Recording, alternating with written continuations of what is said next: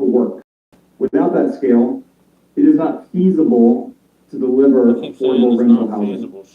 Our mission at ULC is to create affordable homes. And we intend to use the capacity that we have, which the current entitlements on the site allow for 4 stories. And we intend to use that capacity to make a meaningful contribution to Denver's housing shortage and to help counter displacement in coal. ULC has partnered with Medici Communities, a Denver-based affordable housing developer with a 30-year track record of delivering income-restricted housing. And in November, the Colorado Housing and Finance Authority, CHAFA, awarded this project low-income housing tax credits. CHAFA's process is rigorous, it's highly competitive, and this project was selected while many others across the state were not. Some have asked, why can't we build a 2-story or a 3-story building here? And the answer is a matter of practicality. CHAFA evaluates whether projects make efficient use of the zoning that exists. Because 4-story zoning is in place today, a proposal that does not reasonably use that capacity would not score as competitively. Without competitive scoring, there are no tax credits. Without tax credits, there is no affordable housing. It's also important to note the timing constraint. CHAFA requires construction to begin within 18 months of the award. If that deadline is missed, the tax credits are subject to recapture. Right now, we have a shovel-ready project that will create 63 affordable homes for Denver households. The financing is secured, the partner is in place, and the remaining step is zoning alignment under the modern Denver zoning code. This is a real opportunity in front of you tonight, not a hypothetical one, and we respectfully ask for your approval so that we can move forward and begin building homes for 63 Denver families. Thank you. Thank you. Please all be respectful of the speaker who's talking. Next up, we have Aaron Martinez. All this. Good evening, Council. My name is Aaron Martinez. I serve as Urban Land Conservancy's Chief Operating Officer. Part of my role at ULC is overseeing ULC's land, buildings, and our nonprofit leasing program, which offers rates to community-serving nonprofits at an average of about 30% below market rates. This is affordability for nonprofits that serve the community. Our goal is to prevent displacement. Displacement of residents, yes, but also displacement of the vital community services provided by the nonprofits in the tramway building. We want to help them stay in their neighborhoods. We want to help them stay close to the communities that they serve. The tramway building has more than a dozen nonprofits, some that have been there for more than 10 years. And they all have close ties to Wyatt Academy just across the street. There's a mutually beneficial and often necessary relationship between families at Wyatt Academy and services provided by the nonprofits at the tramway building. ULC has been a neighbor in the whole community since 2007, when we acquired what was then the Phillips Center. When we acquired the property, the former Chapter 59 zoning was already in place, zoning that is rooted in 1950s ideals. Tramway is a place with a lot of heart, but it is dated. We want to invest in the building. We want to continue to modify the building to serve the nonprofits that operate there, to better serve the tenants and their clients. However, we have learned through this process that the building is not in compliance with its long time and outdated zoning. It's a 60,000 square foot office building filled with vital nonprofit office uses, but it is currently limited to only 10,000 square feet in current zoning, in Chapter 59 zoning. These nonprofits that provide vital community services are trapped in a zoning code from 70 years ago. Because of this, 2 workforce development programs that operate in Tramway, where we now know that workforce development is not even a use that is allowed in Chapter 59 zoning. One of our tenants is actively seeking to build a new bilingual early childhood education program, a desperate need throughout the city. But to do so, she needs a zoning permit. And under the current zoning and the current rules, getting that permit is near impossible. The new households living next door should benefit from the daycare, healthcare, and workforce training at Tramway. But for that to happen, these nonprofits need to be able to stay and grow and thrive. And our hope is that with the rezoning, ULC can reinvest in the building, legalize utilize all the users that are there and keep this place modern and dignified for the neighborhood. I urge you to vote yes today, and I'm also available to answer any questions about the Tramway Nonprofit Center. Thank you. Thank you. Next up, we have Josh Russell.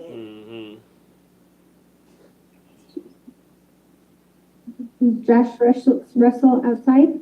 I'm on Zoom. Okay, go ahead, Josh. Good evening. I'm Josh Russell. I'm a partner with Medici Communities, and we're ULC's development partner on this project, as Brad mentioned. This will be our third project working with the Urban Land Conservancy, and we're excited to be part of it. We think this is a wonderful site. I have nothing further to add to the ULC team's presentation at this time, but wanted to be here tonight to make myself available if council had any questions about the affordable housing project in particular as this hearing continues. Thank you. Thank you. I've heard from other people who are in overflow, so if you've spoken, if you can wait outside so we can get 4 more people in the room. We're at capacity, so no one else can come in. You can come, I'll have other people leave, but I do have other people who are in the overflow room who will want to come and speak. With that being said, I'll call the next 5 people up. I have Cassandra Dunn, Cass Dunn, Brian Kraft, Rachel Marion, David Pardo, and Katie Hanna. I don't believe any of those are in the room, so we'll have to wait. I'm Cassandra Dunn. Okay, Cassandra, go ahead. Hello, Council. My name is Cassandra Dunn, and I'm here in strong support of the Urban Land Conservatory zoning application. Tramway is essential to the thriving of Denver. Buildings like Tramway and what they bring to the community are vital. It is a place where people can gather for access and for support and to better themselves in so many ways. I moved to Denver to be an actor, and I chose the city in no small part due to Family Theater Company, one of the nonprofits that presides at Tramway. As an institution, the work that Family Theater Company does is vital to the community and to the people who it serves, and it is only able to do that work because of Tramway. Family employs more than dozens, probably in the hundreds of disabled actors every year, which is an incredible feat. Being in their shows has given me some of my closest friends in Denver and some of my greatest artistic experience. Family supports each of their actors, technicians, and staff very, very deeply. Everyone is seen and cared for. Family produces incredible shows that are beautiful, entertaining, and just good theater. People are deeply affected by just seeing the shows. People who have the opportunity to work with Family have their lives changed for the better consistently. I am someone whose life has changed so much better, and I see so many people who share the same circumstance. Please vote yes to continue to let Family change lives. Please vote yes to support safety and security by voting yes on rezoning. Thank you. Thank you. Next up, we have Brian Kraft. Thank you. Hello, my name is Brian Kraft. Thank you, Council, for the opportunity to speak here this evening. I'm greatly opposed to the residential rezoning in sub-area B. I don't have any opposition to the Tramway rezoning. I'm not sure why these two efforts are coupled together.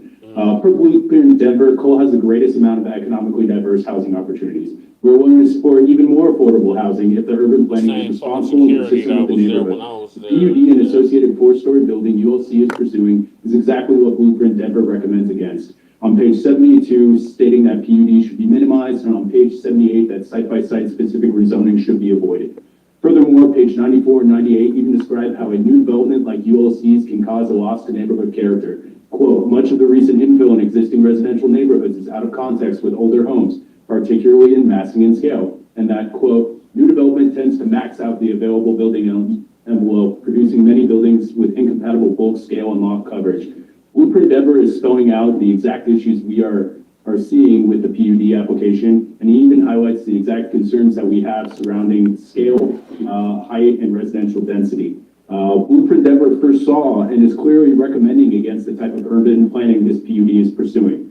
Additionally, the PUD application fails to meet the required PUD district plan elements listed in section 9.6.1.3 of the zoning code. The application does not address transitions to adjacent properties, mitigation of adverse impacts on surrounding properties, variances to URX3 for setback and entry features, the need for adequate amount safe recreation areas for children for development specifically intended for families.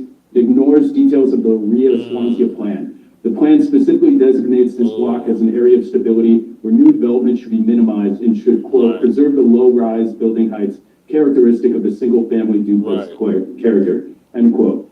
Given the multitude of issues with this PUD application, I urge council members to reject this rezoning and force ULC to submit an accurate, honest, and complete PUD application. These issues would be obvious if a detailed PUD was pursued, but this is not the route that was chosen.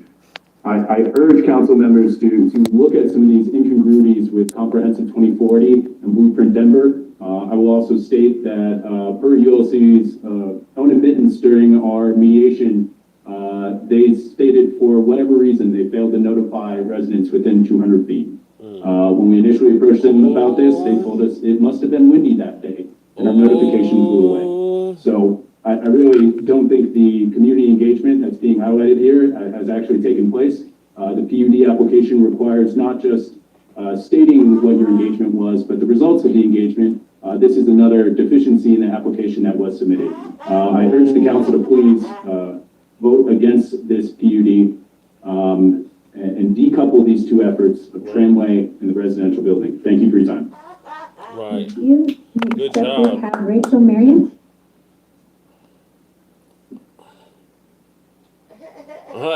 Damn. Good evening, council. My name is Rachel Marion. My address is 1777 East 39th Avenue. I am here in my capacity as a member of the Cole Registered Neighborhood Organization Board.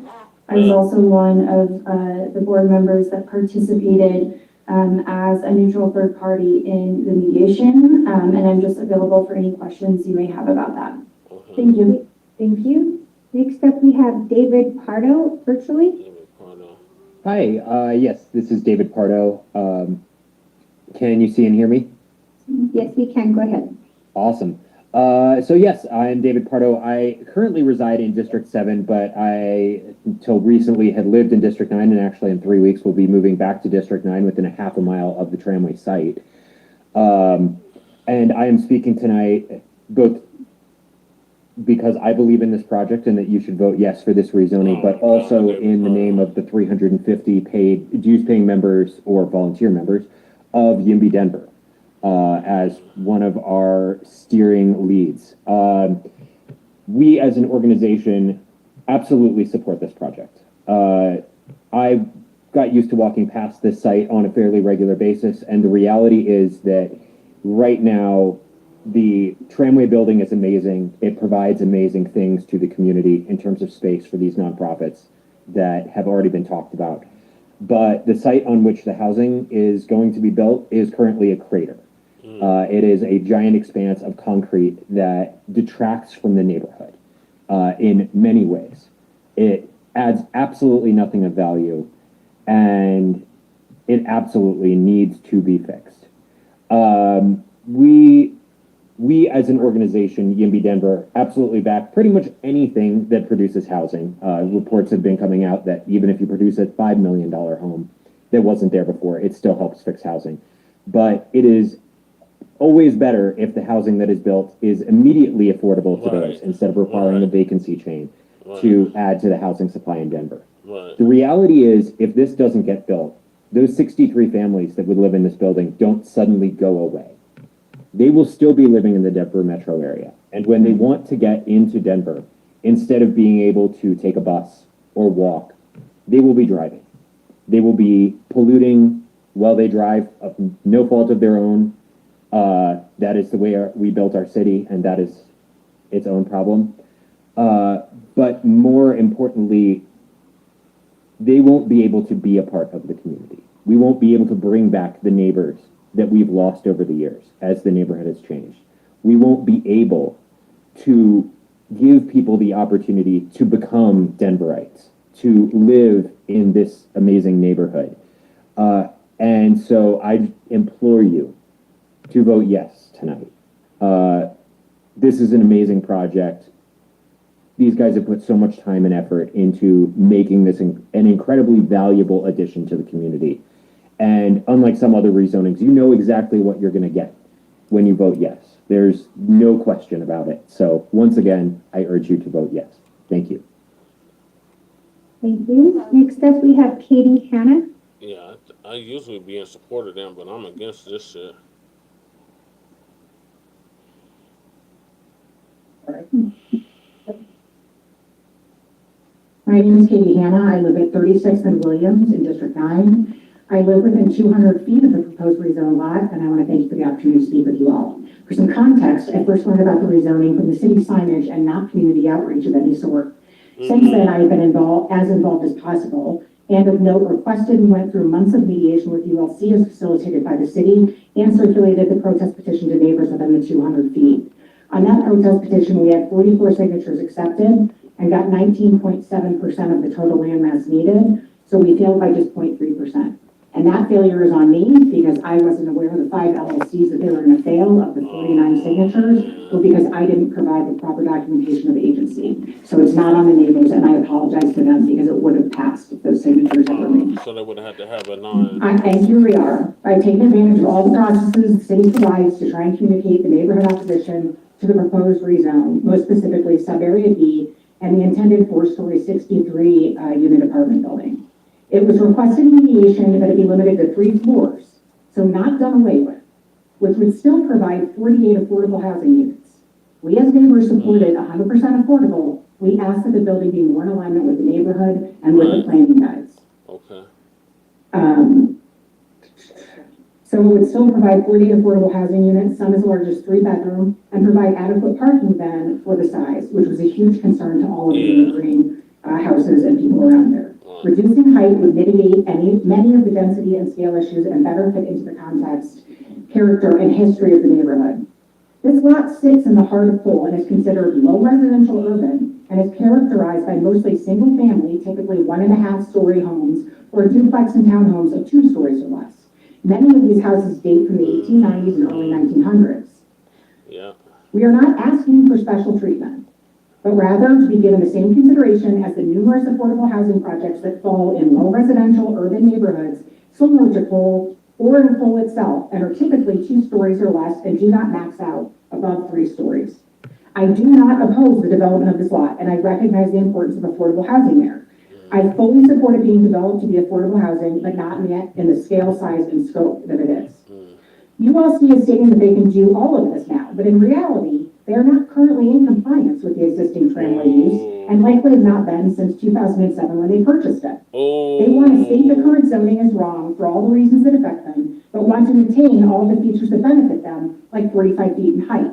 Even though current neighborhood guides, Blueprint Denver, all of them would state that in these zones, you would do 3 stories or less. If the current zoning is too restrictive for any reason as justification, then the new zoning should be a comprehensive overhaul. We want to see tramway continue as is. There is no guarantee of the services though provided out of that building, and during mediation, one of the things was Thank you, Katie. That's your time. Next up, we have, and then I'm going to ask the same for these 4 people who spoke. If you can go back out so we can get the other group in here. I have 2 people who need room in this mixed set of people.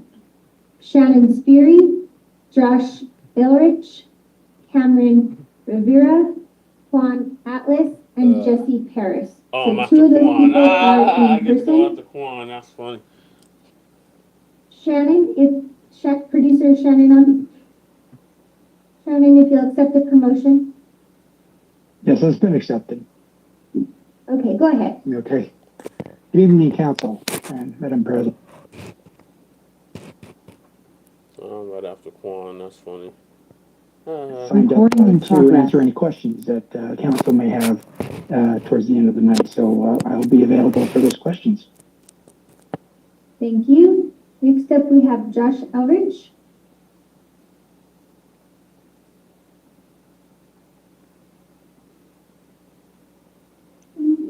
Thank you for having me today. I do work in the ULC building, but I come here as a private citizen who wants to advocate for it. I've only been working in this ULC building or the tramway building for about 3-4 months now. Prior to that, I used to work for an education nonprofit that was based heavily in the community. We serve Cole Elementary, White Academy, and International Academy of Denver, Harrington, which is tragically shut down, as I'm sure you all are aware. So through my time of coming back, I also live in the 5 Points neighborhood, just a very short commute for me back and forth to the location I'm at and doing that work.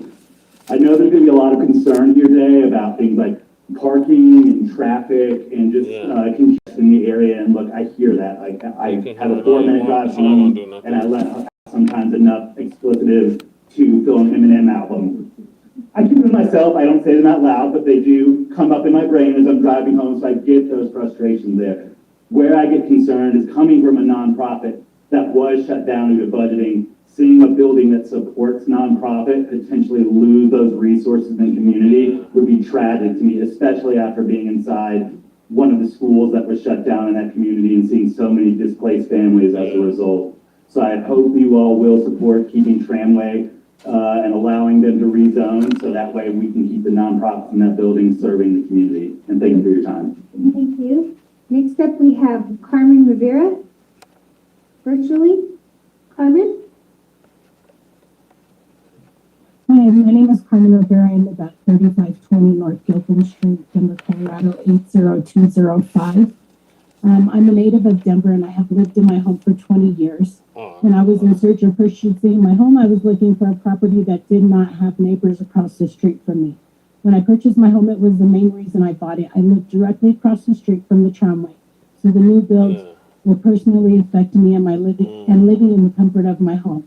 Right now, when I look out my front window, I see sun in the sky. Once this apartment building is built, it will no longer have the evening sun and the sky will be covered. This building will be towering over my home. In the wintertime, our street will be icy due to the sun not being able to melt the snow. Also, the apartments that are facing my home will be able to look directly into my home. I will no longer be able to live comfortably in my home. It's not fair that we did not have a choice in the matter.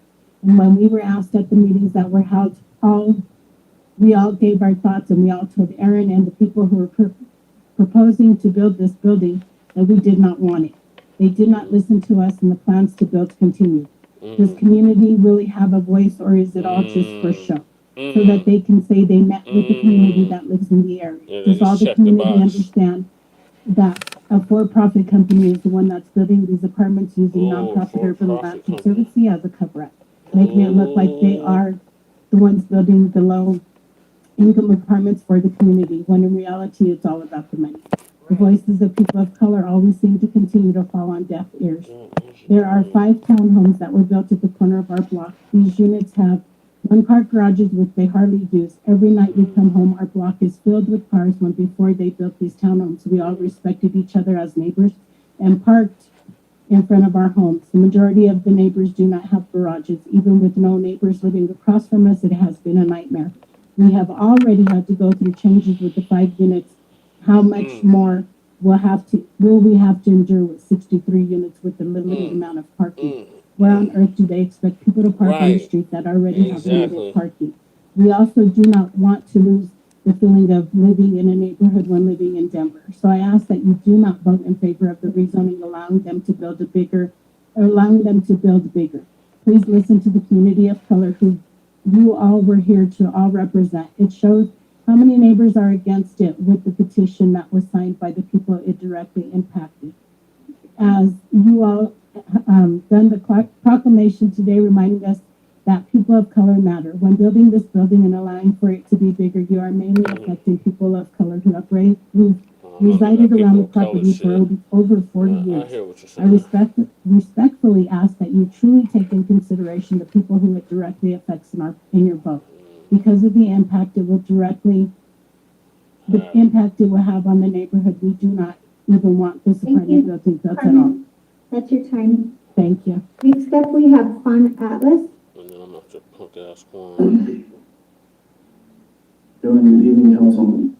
My name is Quan Atlas. Many of you all know me. First and foremost, the main reason why I'm here instead of at home is because I was hired to flyer the neighborhood, and I did that. So I reject any notion that I didn't. I chose to put the flyering for one of the first events that they had on every door on the 2-block radius of the site, which is what I was paid to do. And as many of you all know, I do what I'm paid to do. So there's that. In my other hat and capacity, I'm director of a nonprofit organizing committee. And as you all know, we built 97 units of affordable housing, a high density new development in Montbello. And it was a big change to the community. But with that, you have to understand that impact. The impact is we have almost 300 folks living in this new building of people of color who may have went to Aurora or other neighboring communities and left their community. People of color. Unfortunately, with issues like this, you have folks who do own their home and they have security fighting against the futures of those who would come into the neighborhood. As I did flyer in the neighborhood, I saw a lot of the small businesses. A property like this will bring more people to the area that will have more foot traffic to actually support those businesses, as well as when it's a nonprofit like ours that is developing it, they bring so many of the resources to the community. We go into our own building with our resources that we already provide and directly connect those folks to services. And so this is exactly, to me, exactly what we should be doing and developing more in the community. Nonprofits coming to the city and saying, okay, we have land, we have an idea, and we'll do it. Because they're the type of folks that are going to actually meet all of their requirements. And so I can't speak to what ULC will do. I would love to help them consult on that, but we were able to meet all of our construction promises. We were able to have our workforce promises, and we were able to meet all of the affordable housing promises that we made. And so I hope that ULC will do the exact same thing, being a nonprofit, doing very similar work, and getting into that development space. Right. I am also just recognizing I'm a member of the District 9 community, and I want to see more folks come back into the community. You can only do that when you increase density. This is not affordable. Because people of color have to then compete with people who have more money who can buy these homes. And the change in the character of that neighborhood they already answered it. It's already changed. And people who They said it's going to be 100%. So this is the opportunity to 100% of the units at 80% AMI. look like the community that it used to live there can actually afford and rent to be part of. And so everybody got some of this ordinance change. It's not. Next up, we have Jesse Paris. Yes, good evening, members of council, those watching at home, those in the council chambers. My name is Jesse LaShawn Parrish, and I'm representing for Black Star Action Movement for Self-Defense, Positive Action Committee for Social Change, as well as the Unity Party of Colorado, the Northeast Denver Residents Council, Frontline Black News, Shabaka's Black Experience Enhanced, the Revolutionary Agenda, and I reside in roach and bedbug infested Legacy Lofts in Councilman Darrell Watson's district of District 9, the fine District 9, and historically black district of 5. First, I got a story to tell about this, the Phillips Center. The Phillips Center was the site of one of my first jobs as a youth. I was with Youth Biz in the early 2000s. I'm glad to see that you want to keep the existing site. The confusion comes in where you couple the Tramway Nonprofit Center in with this development, which has previously been stated. 80% AMI for the Cole neighborhood is not affordable. And you did not do proper outreach. Putting flyers on people's doors is not proper outreach. Actually having conversations with people, that's proper outreach. And if there's neighbors that say they're within 200 feet of this site, they have not been notified, that's not proper outreach. AMI level at 80%, that's ridiculous. As previous has been stated, has there been a traffic study, a parking study, a transit study, a rail study? Has there been a community benefits agreement signed? Has Nest got involved to minimize the displacement in this rampantly gentrified neighborhood of Cole? 63 families. I wonder what they're going to look like. I'm pretty sure they won't look like myself. 46 letters of opposition and 200 letters or 200 names on one letter. That should tell you something right there. This is not going to benefit the community at all. This is going to benefit gentrifiers who have recently moved to Denver and they want to live in a supposed urban corridor, and it's going to continue to displace those of us that have called this area of East Denver home for decades. So the 7 board members that spoke in opposition, salute to y'all. Development of a vacant portion, yeah, something needs to happen with that vacant portion, but this ain't it. A 5-story building, the 80% AMI is not going to get it. Like I said, you failed to notify the residents within 200 feet. Putting flyers on people's doors is not outreach. and it's not benefiting safety at all. So I would ask that you a no vote on this tonight. Thank you. Thank you. And, Yeah. Yeah. Recording in progress. Aaron Dantoff, Alan Levanto Draginsky, Right. Allison, Right. Corinne Milon, Katie Bon Omo, and Anna It's not. McDevitt. Think, sorry if I ruined anyone's name. You can pronounce it when you get up to Is there anyone in the overflow room is there anyone, how about we start with Anna, who's virtual? Producer, is Anna ready? I hope they don't either. Okay, let's start with Anna and then all the in-person. Right. Hi there. Thank you so much for having this opportunity for public comment tonight. I really appreciate it. My name is Anna McDevitt, and I live at 3653 North High Street, so I'm a couple of blocks away from the proposed development, and I joined tonight to urge you to support this project. I've lived in the Cole neighborhood for 5.5 years now. I love it for lots of reasons, but one of them is the diverse development that we have in our community. We have commercial buildings, we have schools, we have churches, and we have lots of different kinds of residential housing, from single-family homes to apartments to other multifamily units that range from 2 to 4 stories on almost every block. And of course, we have affordable housing in our neighborhood already, so this project would fit right into the quilt of our community. The other reason I like living here is because of our access to public transit, like the light rail, the bus system, as well as bike lanes. This project is great because it doesn't require Denver families to own a car to live here and to thrive here. It's transit-oriented development, and honestly, we need as much of that as we possibly can in the Denver metro area so that everyone has a place to live and not require a car to do so. So, in summary, Cole is a great place to live, and I would love to see this project go through because I would love to have more neighbors to enjoy it with and to be able to continue to live with the neighbors that live here now. So please vote yes to rezoning, and thank you so much for your time and attention to this important issue. Thank you. Is Aaron Bancroft here? Virtual. Right. Okay, go ahead, Aaron. Thank you. Hi, my name is Erin Bantoff. I am a resident of the Elvira Swania neighborhood, but I'm also a staff member at a nonprofit operating at the Tramway Nonprofit Building, family theater company that is with APH. It's a one-of-a-kind organization that produces professional theater performances that exclusively feature the talents of disabled artists.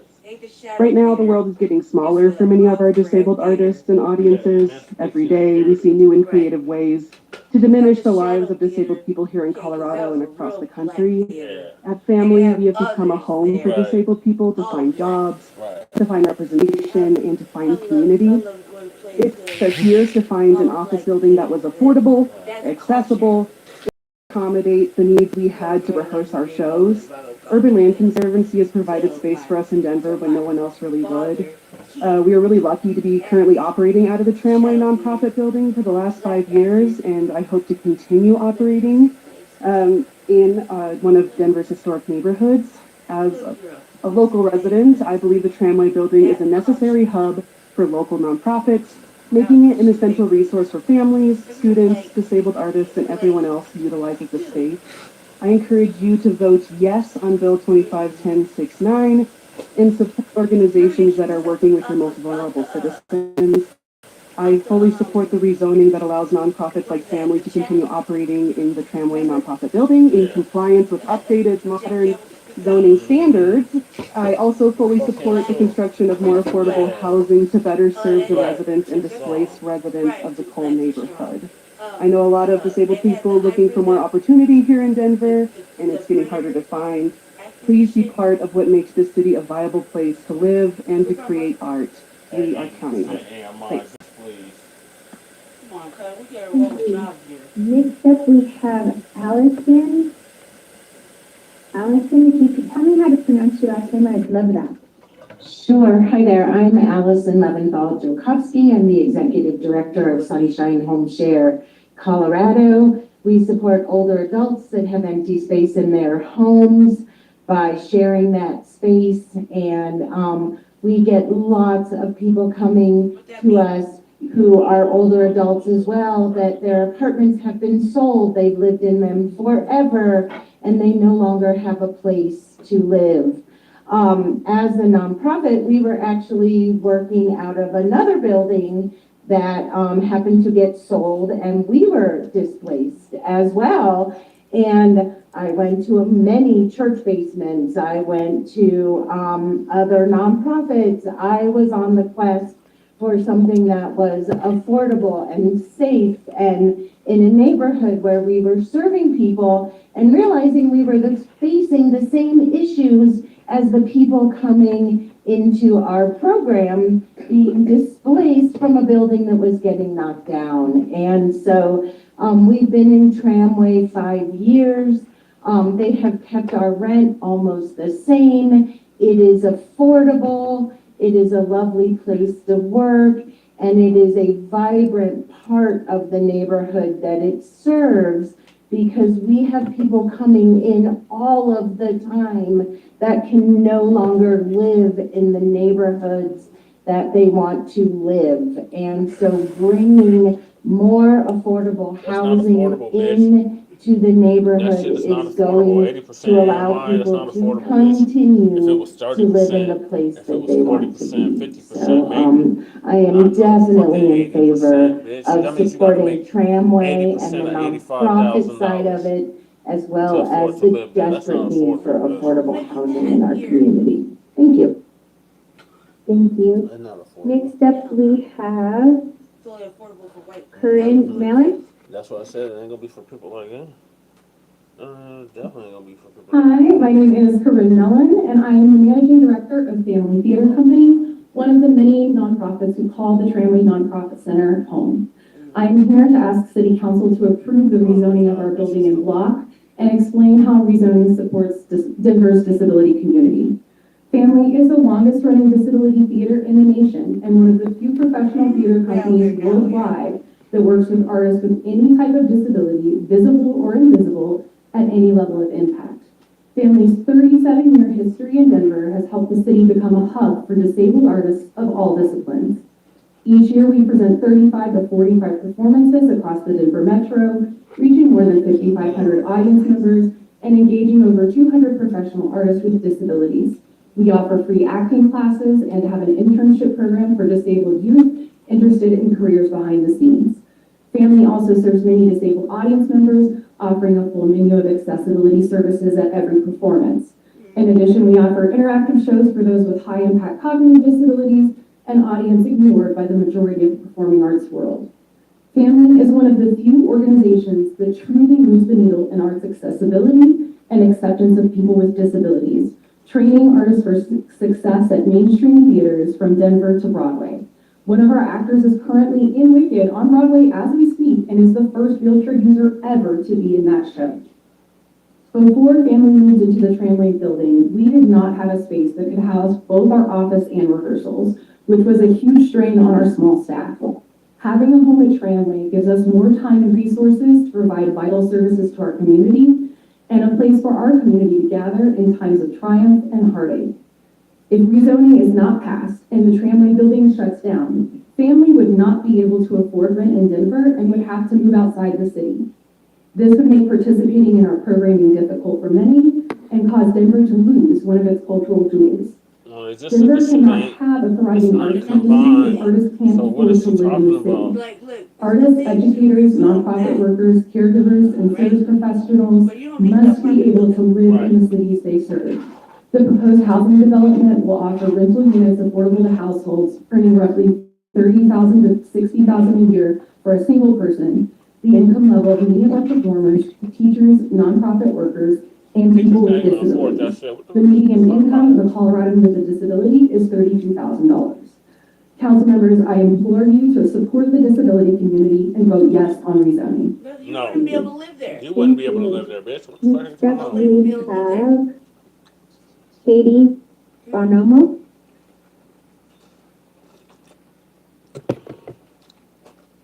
Good evening. My name is Katie Bonello, and I live at 3749 North Gilpin Street, 2 blocks north of the area that's proposed to be rezoned.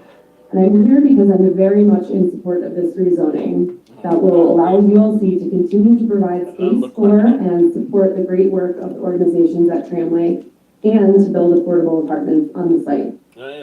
City staff did a great job laying out how this application meets the criteria for rezoning, so I won't dwell on that. Adopted plans are full of references to the need for more affordable housing. That need is well documented, and filling the need is certainly in the public interest.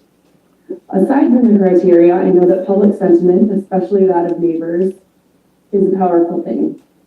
So I'm here as a neighbor to be a voice of support.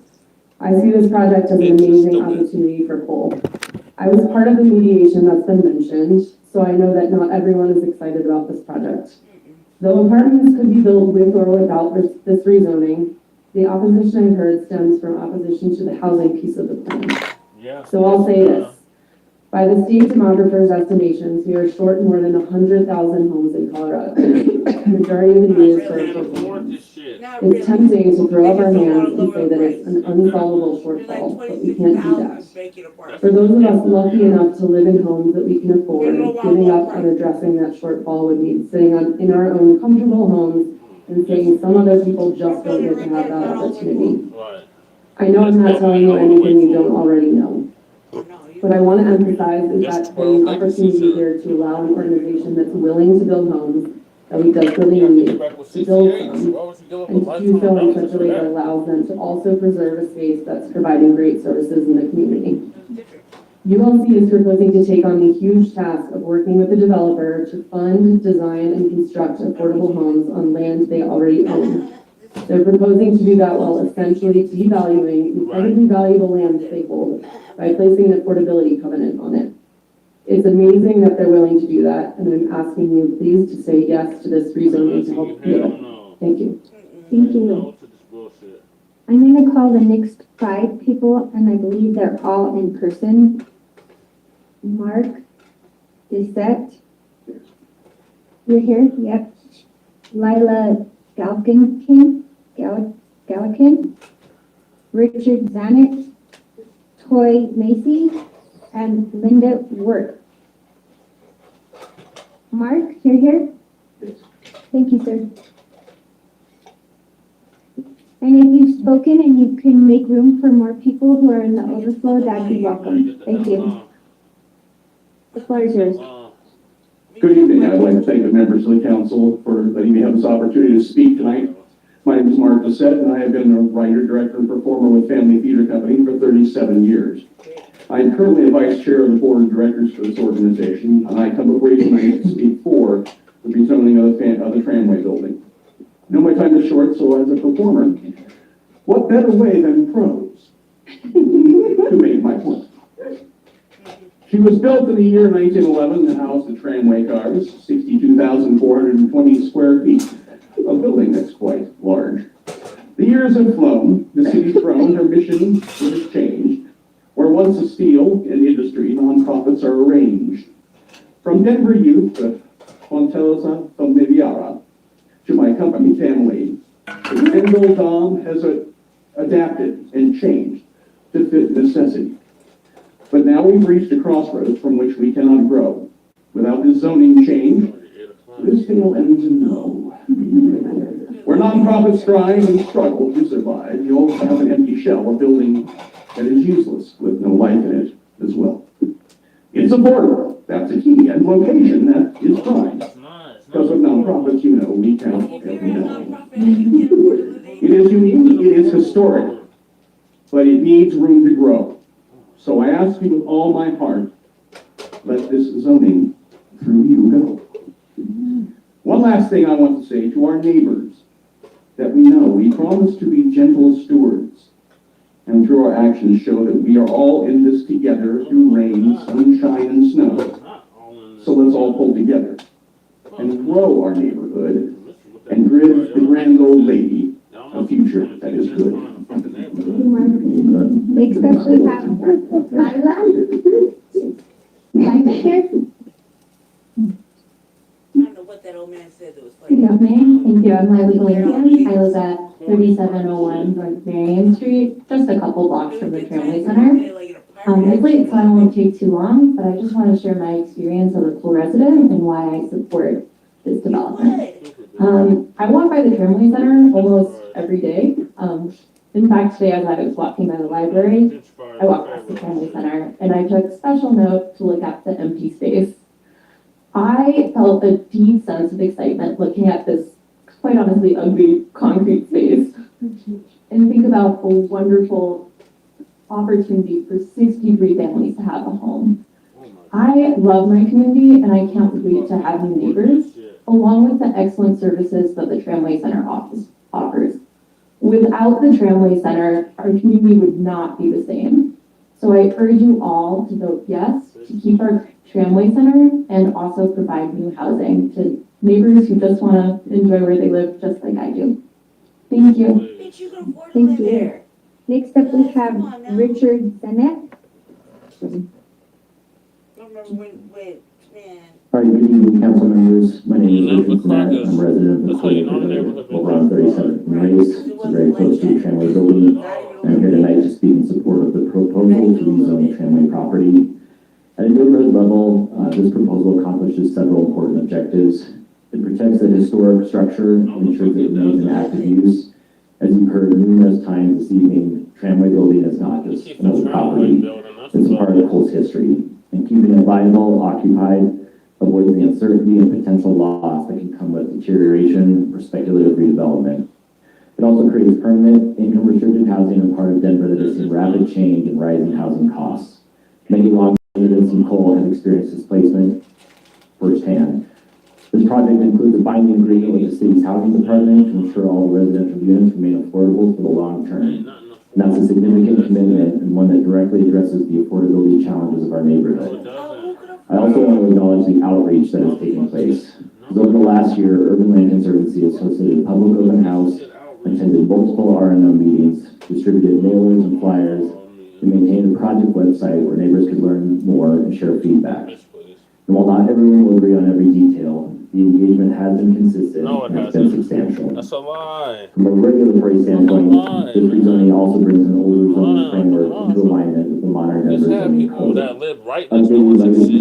So they didn't hear nothing about this shit. And a recent approval for the Tramway advances that effort. Finally, after more than a year of collaboration among ULC, city staff, and community stakeholders, no alternative zoning approach has emerged that, one, secures the affordable housing component, and two, ensures the continued operation of the nonprofit organizations housed at Tramway. This plan provides certainty for those organizations which deliver critical services to residents throughout all of Denver, as you've heard here tonight. For all those reasons, I believe this is a balanced, responsible outcome for the site and for the Cole neighborhood, and I strongly support and hope you vote yes to approve the rezoning of the Tramway property. Thank you. Thank you. Next up, we have Corey Massey.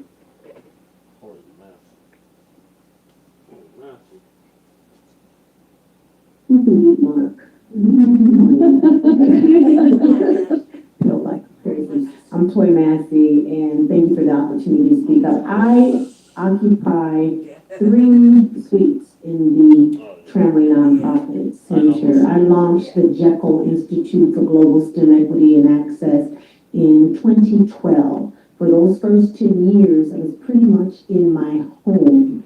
As you know, with nonprofits, it can be feast and famine, or famine, a lot of times famine. The Tramway building allowed me to move into a space that truly further validated who we were as an organization, serving nearly 600 Denver youth every year with science, technology, engineering, and math, combining with the arts, and encouraging students who many times hear no more than they hear yes, and encouraging them and seeing them move forward into the collegiate space and going into the same disciplines. We have become a 2-generational impact organization, and the tramway allows us to serve those parents that may have been just as involved with certifications and introduction to AI and to provide for them digital literacy in this space. In here, we are able to create these genius boxes that we ship all over the world, 2 continents, 3 countries we have served from the tramway center. It is an amazing space that affords small organizations like my own to be in a place that is safe, clean, and we have a wonderful sense of family in there. No pun intended. They're right across from me, so I'm always, seeing what they're doing. In that same space, I'm able to serve the LGBTQ young adults that are there. In that space, I'm able to serve those organizations that support Spanish-speaking families.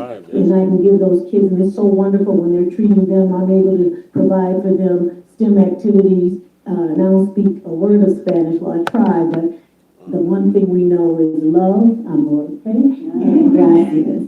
So we're there in that space. It's unfortunate I can't come to a opportunity where the residents and the tramway teams are able to see this wonderful zoning take place, because I think even the residents would like to see it happen. It's just structurally a little different, but I want you to vote yes, because I can't afford to go anywhere else, and it's the best place for us to be. Thank you. Thank you. Next up, we have Linda Worth. That sounds like gunshots.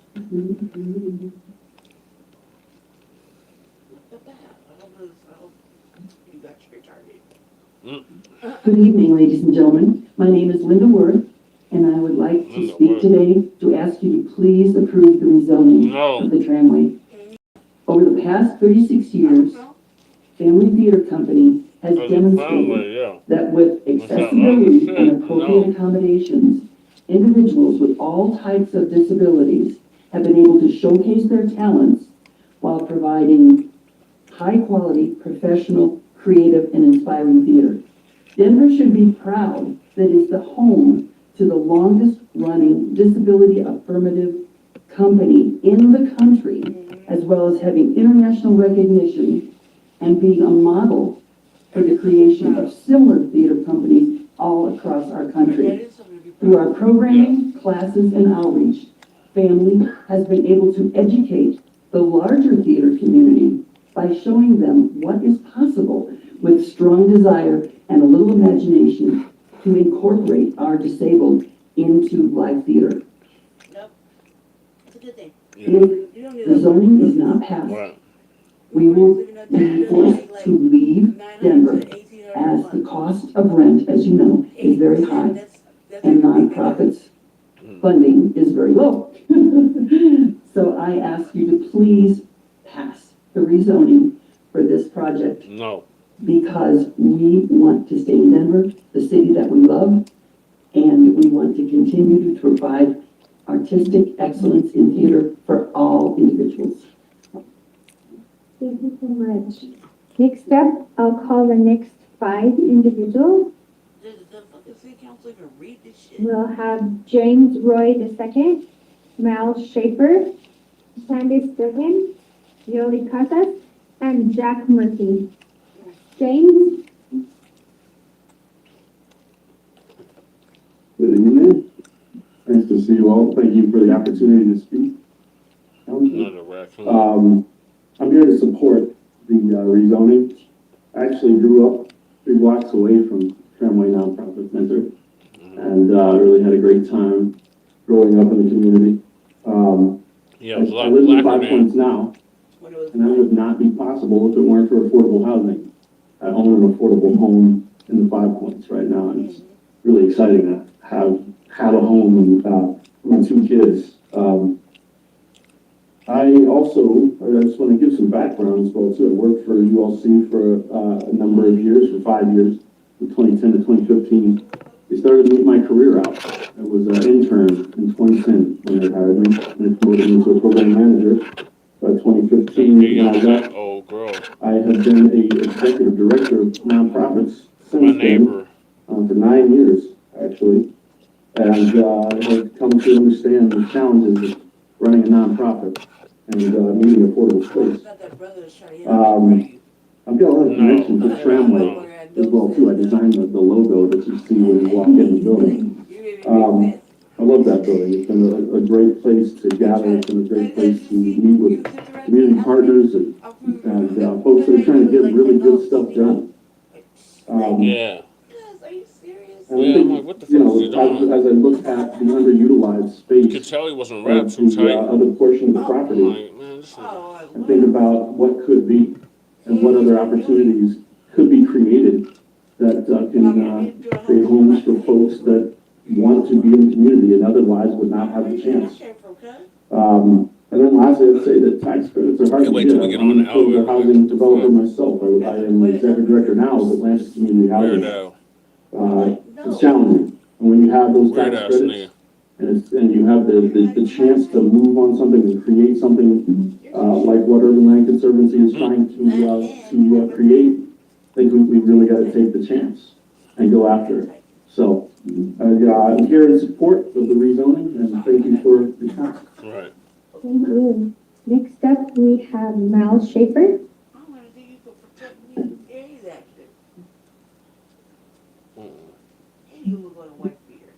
I'm speaking during the time of Mel Schaefer. My name is Oliver Cruz, with your permission.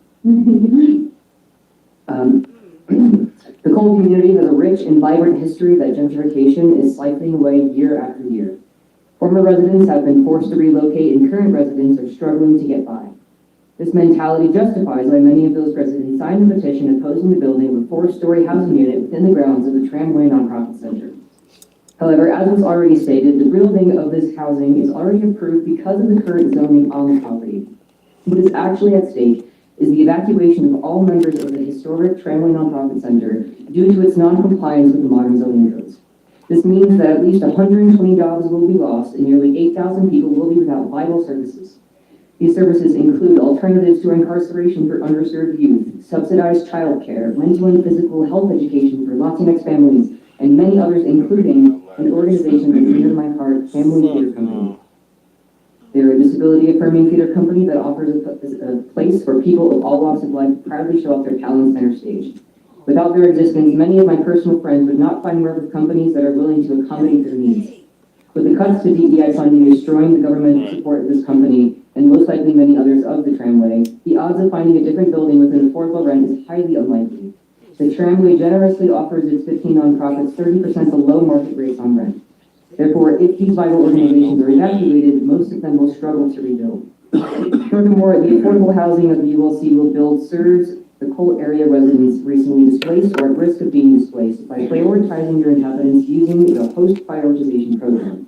This means the single-parent families, disabled people on SSDI, preschool teachers, trade workers, all of the people who normally spend over a third of their income on housing who have called Cole home can return and live comfortably. Shit, what do you think they're gonna do with this? Of 30 to 50% AMI, according to the No, ain't no 30 to 50%. and ULC, Ain't no 30 to 50%. 80. Where the fuck are you getting 30 to 50%? Where the fuck are you getting that from?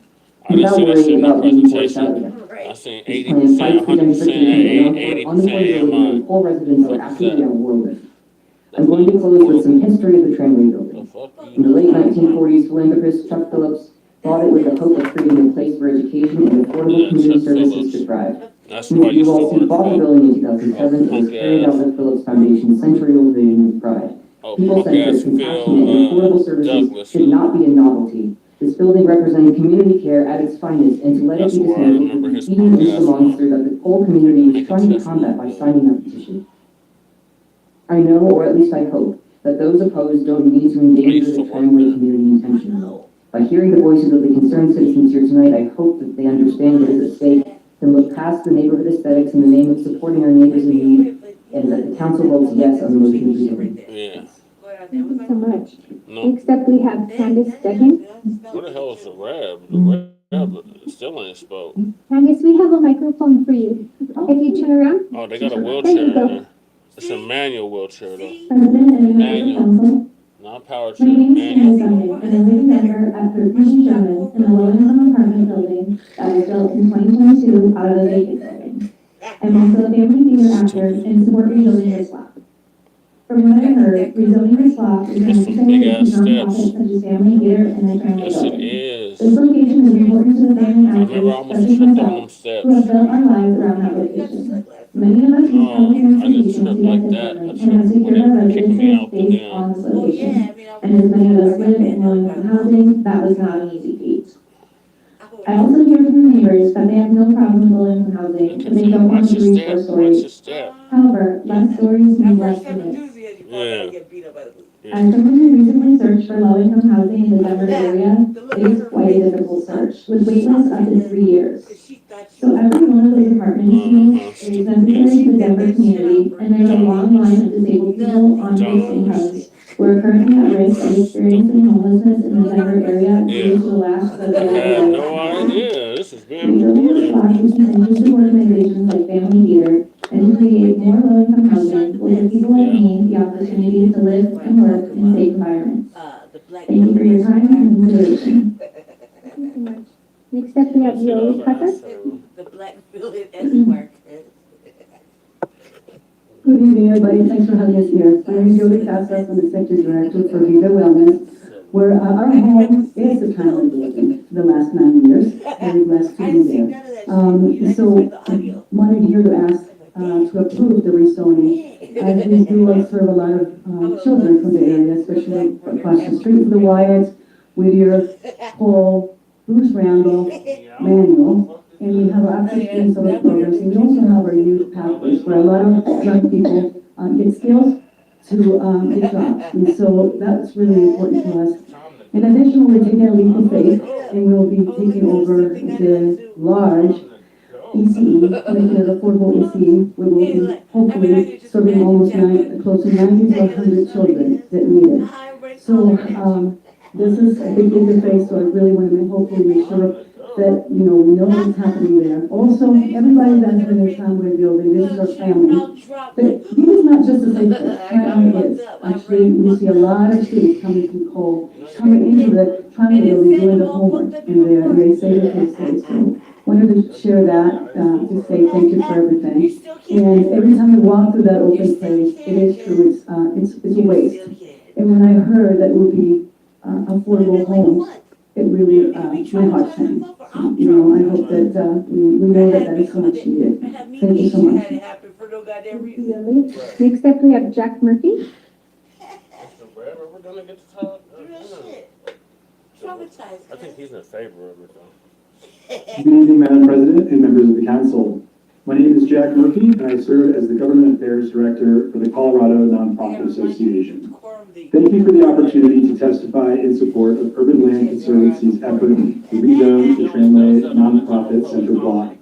The Colorado Nonprofit Association is a proud partner to Urban Land Conservancy, whose efforts to provide affordable workspace and community-supporting nonprofits not only helps us deliver our mission, but helps so many other nonprofits serve their communities.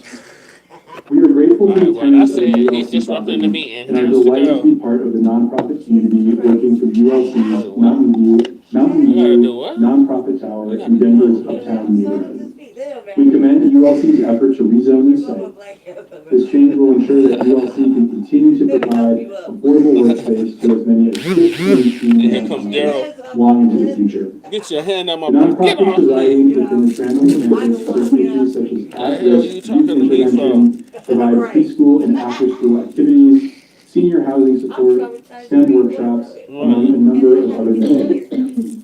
These nonprofits are boots on the ground in solving some of Denver's toughest and most urgent issues, but would not be able to deliver on these important missions without the affordable and safe spaces provided by ULC.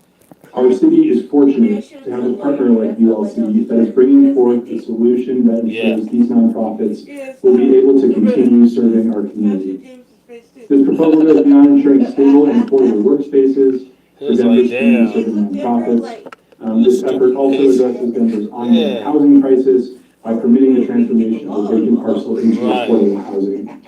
As many as 60 units of affordable housing would be co-located I with got existing manhandled community-serving nonprofits, They manhandled all me with easy too. access to public transportation opportunities provided by the nearby 38 Blue station.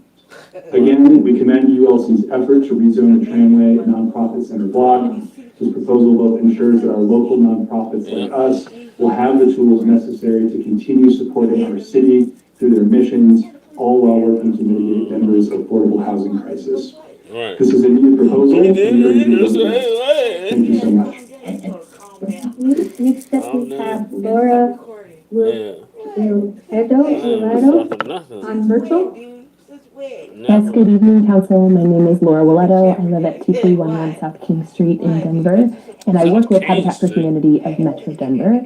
And I'm here this evening to represent Stay on Habitat for Bianca Humanity Street. in support of ULC's proposed rezoning of the Tramway block. Yeah. As many of you may know, Habitat for Humanity Yeah, he builds and was. preserves affordable homes throughout the Metro Denver Right. area.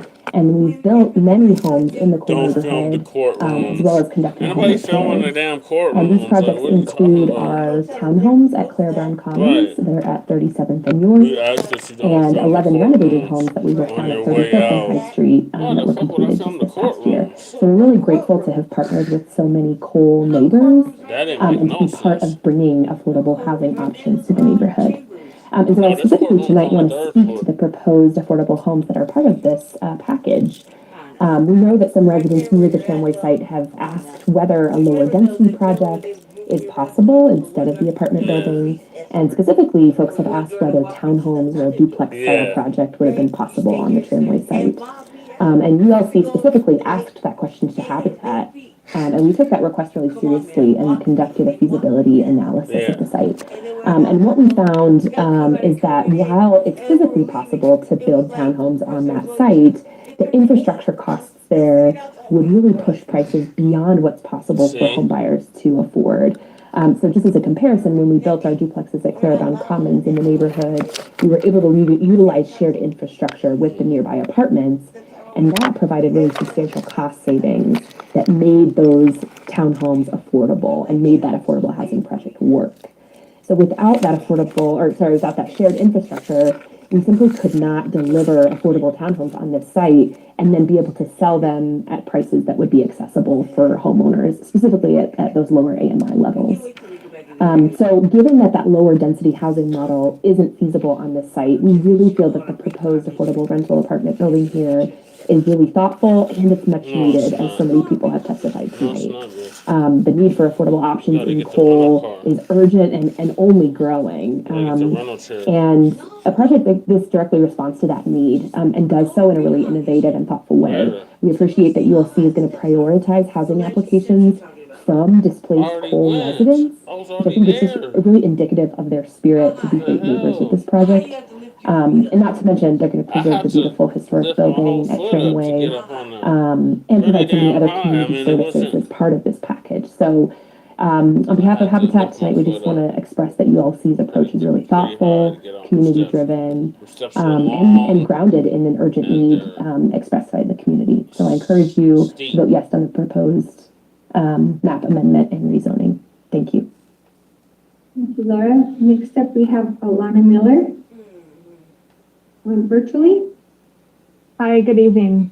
My name is Alana Miller, and I'm a homeowner at 33rd and Williams, and I'm in strong support of this zoning reclassification, and I urge a yes vote. No. My wife and I moved to Cole in 2019, and over the years, we've watched the neighborhood change. We've seen new restaurants and coffee shops, ADUs, pop shops, and larger homes.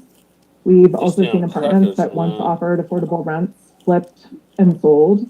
Some new neighbors have arrived, and others have quietly left because they could no longer afford to stay. Why? Cole has always been dynamic. Gentrified, It was founded around railroads and industry. For more than a century, it has been home to immigrants, working families, schools, churches, and mixed-use development. The streets carry names like Martin Luther King Jr. and Bruce Randolph. Leaders who are committed to dignity, opportunity, and lifting people up. No, you're not. That legacy matters, and we should be intentional about continuing it. The The land that you're considering today was once an industrial facility. Decades ago, it was transformed into a community serving space. Today, part of that block is a vacant post-industrial concrete slab behind a chain link fence. We now have the opportunity to turn that empty space into permanently affordable housing, led by a nonprofit with a proven track record of strengthening neighborhoods. This proposal is not out of place. Cole already has apartments, row homes, duplexes, alongside single-family homes. We have light rail and bus routes, small businesses, schools, and lingering industrial sites. The city has worked to build more bike lanes, improve playgrounds, and construct the greenway. This is exactly the kind of mixed-use, connected neighborhood where more housing belongs. For those who are still undecided, I would ask, if not here, then where? If not on vacant lot next to community services and transit, then where should working families live? Where should nurses and teachers and restaurant workers and parents and kids find stability? This is not overreach, it's thoughtful infill and a once-in-a-generation opportunity to build dedicated affordable housing. Parking will be provided and the scale fits the context. Where the fuck will And parking most be importantly, it provided, creates bitch? homes for families, for new neighbors, for the people who make our city function every day. Denver is facing a housing and affordability crisis. I do not believe that we are full. I do not believe that we should pull up the ladder for those who want to make their lives here. Cole's history is one of growth, resilience, and inclusion. This proposal strengthens the neighborhood and our city for the future. So I urge you to vote yes on the tramway rezoning. It don't bring Thank nothing. Thank you. Bitch is smoking all Next up, we kinds of have base Lucas, rocks. Lucas Hagan. Good evening, and thank you all. My name is Lucas Hagen. I'm the Research and Policy Manager at the That's how you know the Neighborhood neighborhood been Collaborative. gentrified, ain't no? We're a coalition of 24 nonprofit, Colorado-based The community Reverend is affordable there, but housing he still ain't developers. spoke. Our members' services span the housing continuum, from providing permanent supportive housing to affordable home Oh my God, stop ownership the cap. opportunities.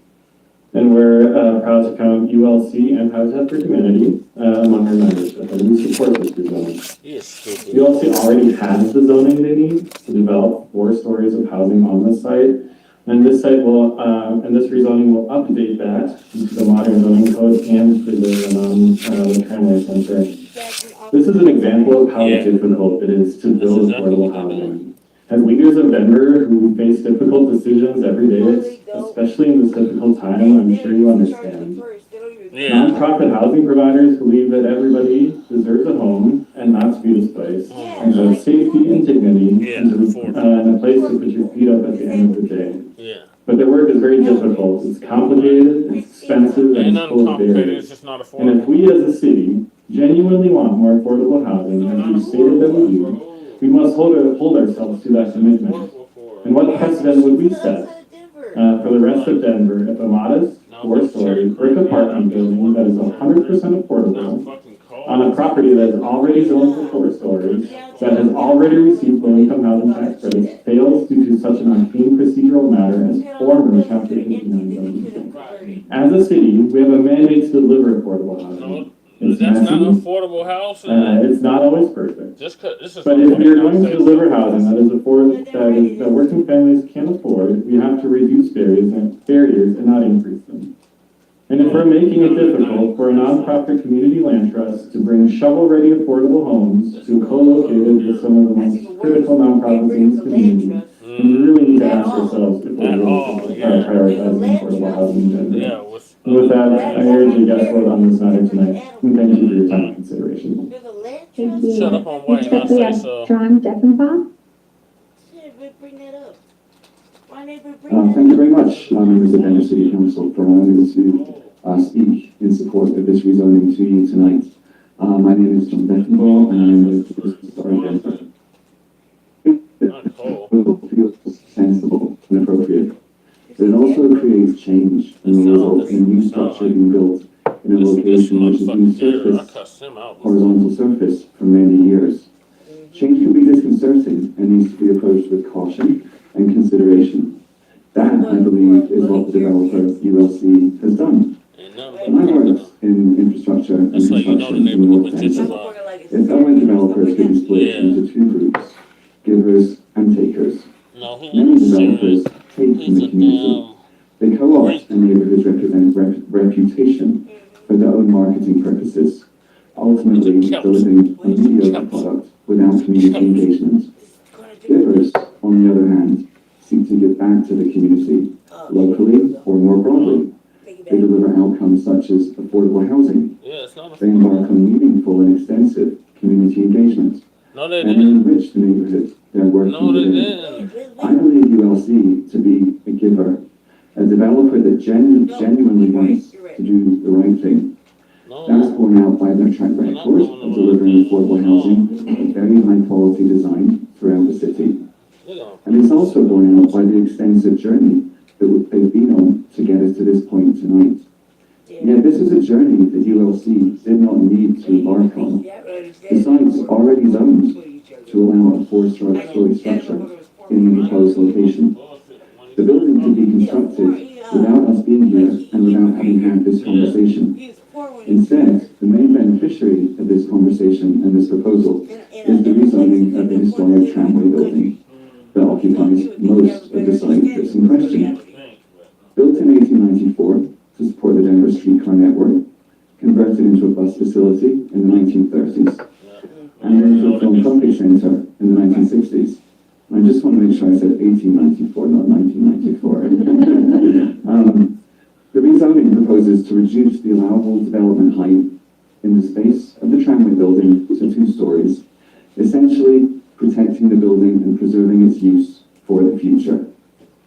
Without this rezoning to discourage future redevelopment, the building and bring the building into compliance, the future of this much-loved structure could be in jeopardy. I would much rather be talking to you here in support of something in the future, talking in opposition to a potential demolition. And that's really what we'll be talking about in the future months or years for this historic building. So I'm going to thank you for your time and encourage you to vote for this rezoning. Thank you. Next up, we have the Reverend Leon. Finally, Jesus Christ. Finally, get to hear from the fucking Rev. Well, I understand protocol, but, boss, the thing, let me ask, if there is a way I could say my comments to hear certain people who live in the neighborhood, I guess they left. If you want to, I guess never mind. I guess they left there. Because my thing has been over the neighborhood for so long. Right. I sit here over these about an hour or so listening to testimonies as to why they should approve this zoning. And I see people I've met for years. Oh man, we've been here for a while, Kevin. And writing stories about that was.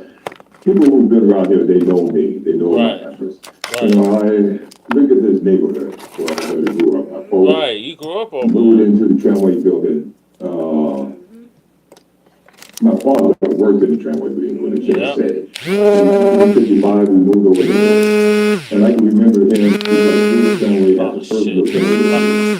And because when my father was home one day in the late 50s, picked up my mom, poured her around, said that, baby, I finally got a great job working at the tramway bus company. Making big money, Paul. Yeah. $1.25 an hour. Yeah, $1.25 an hour. Yeah. I look at the neighborhood as we moved in back in the 50s, how it has changed over these years. It's been fucking gentrified. I've seen it a lot, and the way it is now is the way it looked sort of back in the 50s, when we were moving from the projects and other places over to work in the hood here. Yeah. And it was like a lot of white folks back then.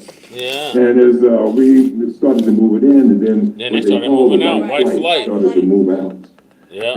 But yet we stayed there. We've seen it change over these decades. Yeah. This is my 43rd year of trying to make a difference over in the neighborhood, not just in our neighborhood in the city. I've seen the challenges that we've had to deal with as a city. Right. I've seen how the tramway neighborhood has transformed over these decades. And it has been my mission. We will probably at Fort Open Door have been one of the oldest programs still in existence in the tramway bus company. Yeah. And so it is a personal thing for me, remembering how my dad was excited about getting a job at the tramway bus company. And over the years of me being housed as Open Door in that facility, and we've been blessed to Michael said, just shouldn't let you tell thousands of kids over the Northeast area. Man, yeah, so certainly I heard the testimonies of why we should extend it. And as we talked about affordable housing, I deal with a lot of my families who only look at the opportunities to be able to afford housing. So I shouldn't have to say anything else based on what everybody else has already said. Man, you did good. You did good. As far as approving, this, this zoning thing. So with that, God bless you. I got my approval, and we good. We good. All right, God bless you. Thank you for your time. Oh man, so he's in favor We of it. have Ginny McCarthy. I like the white flight, man. Mm-hmm. Ginny? Can we have some more white flight? Please, If you'll accept the promotion. please. Good evening, Council President Sandoval and all City Council members. I want to first thank you for the opportunity to speak this evening. Yeah. My name is Ginny McCarthy, and I work with Denver Youth Program. I want to just state one simple fact, I think very distinct from what has been said, but in the spirit of what has been stated. The work of nonprofits right now is particularly difficult. We're not here tonight to talk about the benefits of affordable housing, although that is an important part of this conversation. What we are really here to talk about tonight, in my mind, as a representative of Denver Youth Program, is the opportunity to have a center to work together with other nonprofits who share similar values and similar structures. Introducing affordable housing is critical in this day and age, and I believe that the work that we are doing across the spectrum, hearing from Family Theater, hearing from Vive, hearing from Rev Kelly, everything that we are working together to strive to help in the neighborhood is something that will be amplified by the continuation of the work of the Nonprofit Center. Being a part of Tramway Nonprofit Center is that opportunity to walk down the hallway to take a client or a family from one resource to another, to say, how do we support right now? What difference does our work make? And what do people need to live and survive, and not only survive, but thrive? So I thank you for the consideration for the rezoning of the Tramway Nonprofit Center. We call that place home. We call the Cole neighborhood home. We work with Cole neighbors to continue to live in their homes and to not only survive, but to thrive. So I would encourage you and urge you, and thank you for the consideration of a positive vote, a yes vote to the rezoning of the Tramway Nonprofit Center to continue this good work, to introduce the affordable housing that we are and are not here today to talk about, but also to say this is the important next step. This is what community looks like. This is what neighborhoods look like and feel like today and into the future. So thank you again for your consideration. Thank you. Next up, we have Joey Ralston. No, because. Good evening. We're almost finished. My name is Julie Ralston, and 3 years ago and 3 years and 10 days ago, I was walking my dog across the street in City Park and saw one of my classmates, my daughter's classmates, be shot and killed. And that led me to volunteer and then eventually work with the Denver Youth Program, specifically West and Rescue Project. And I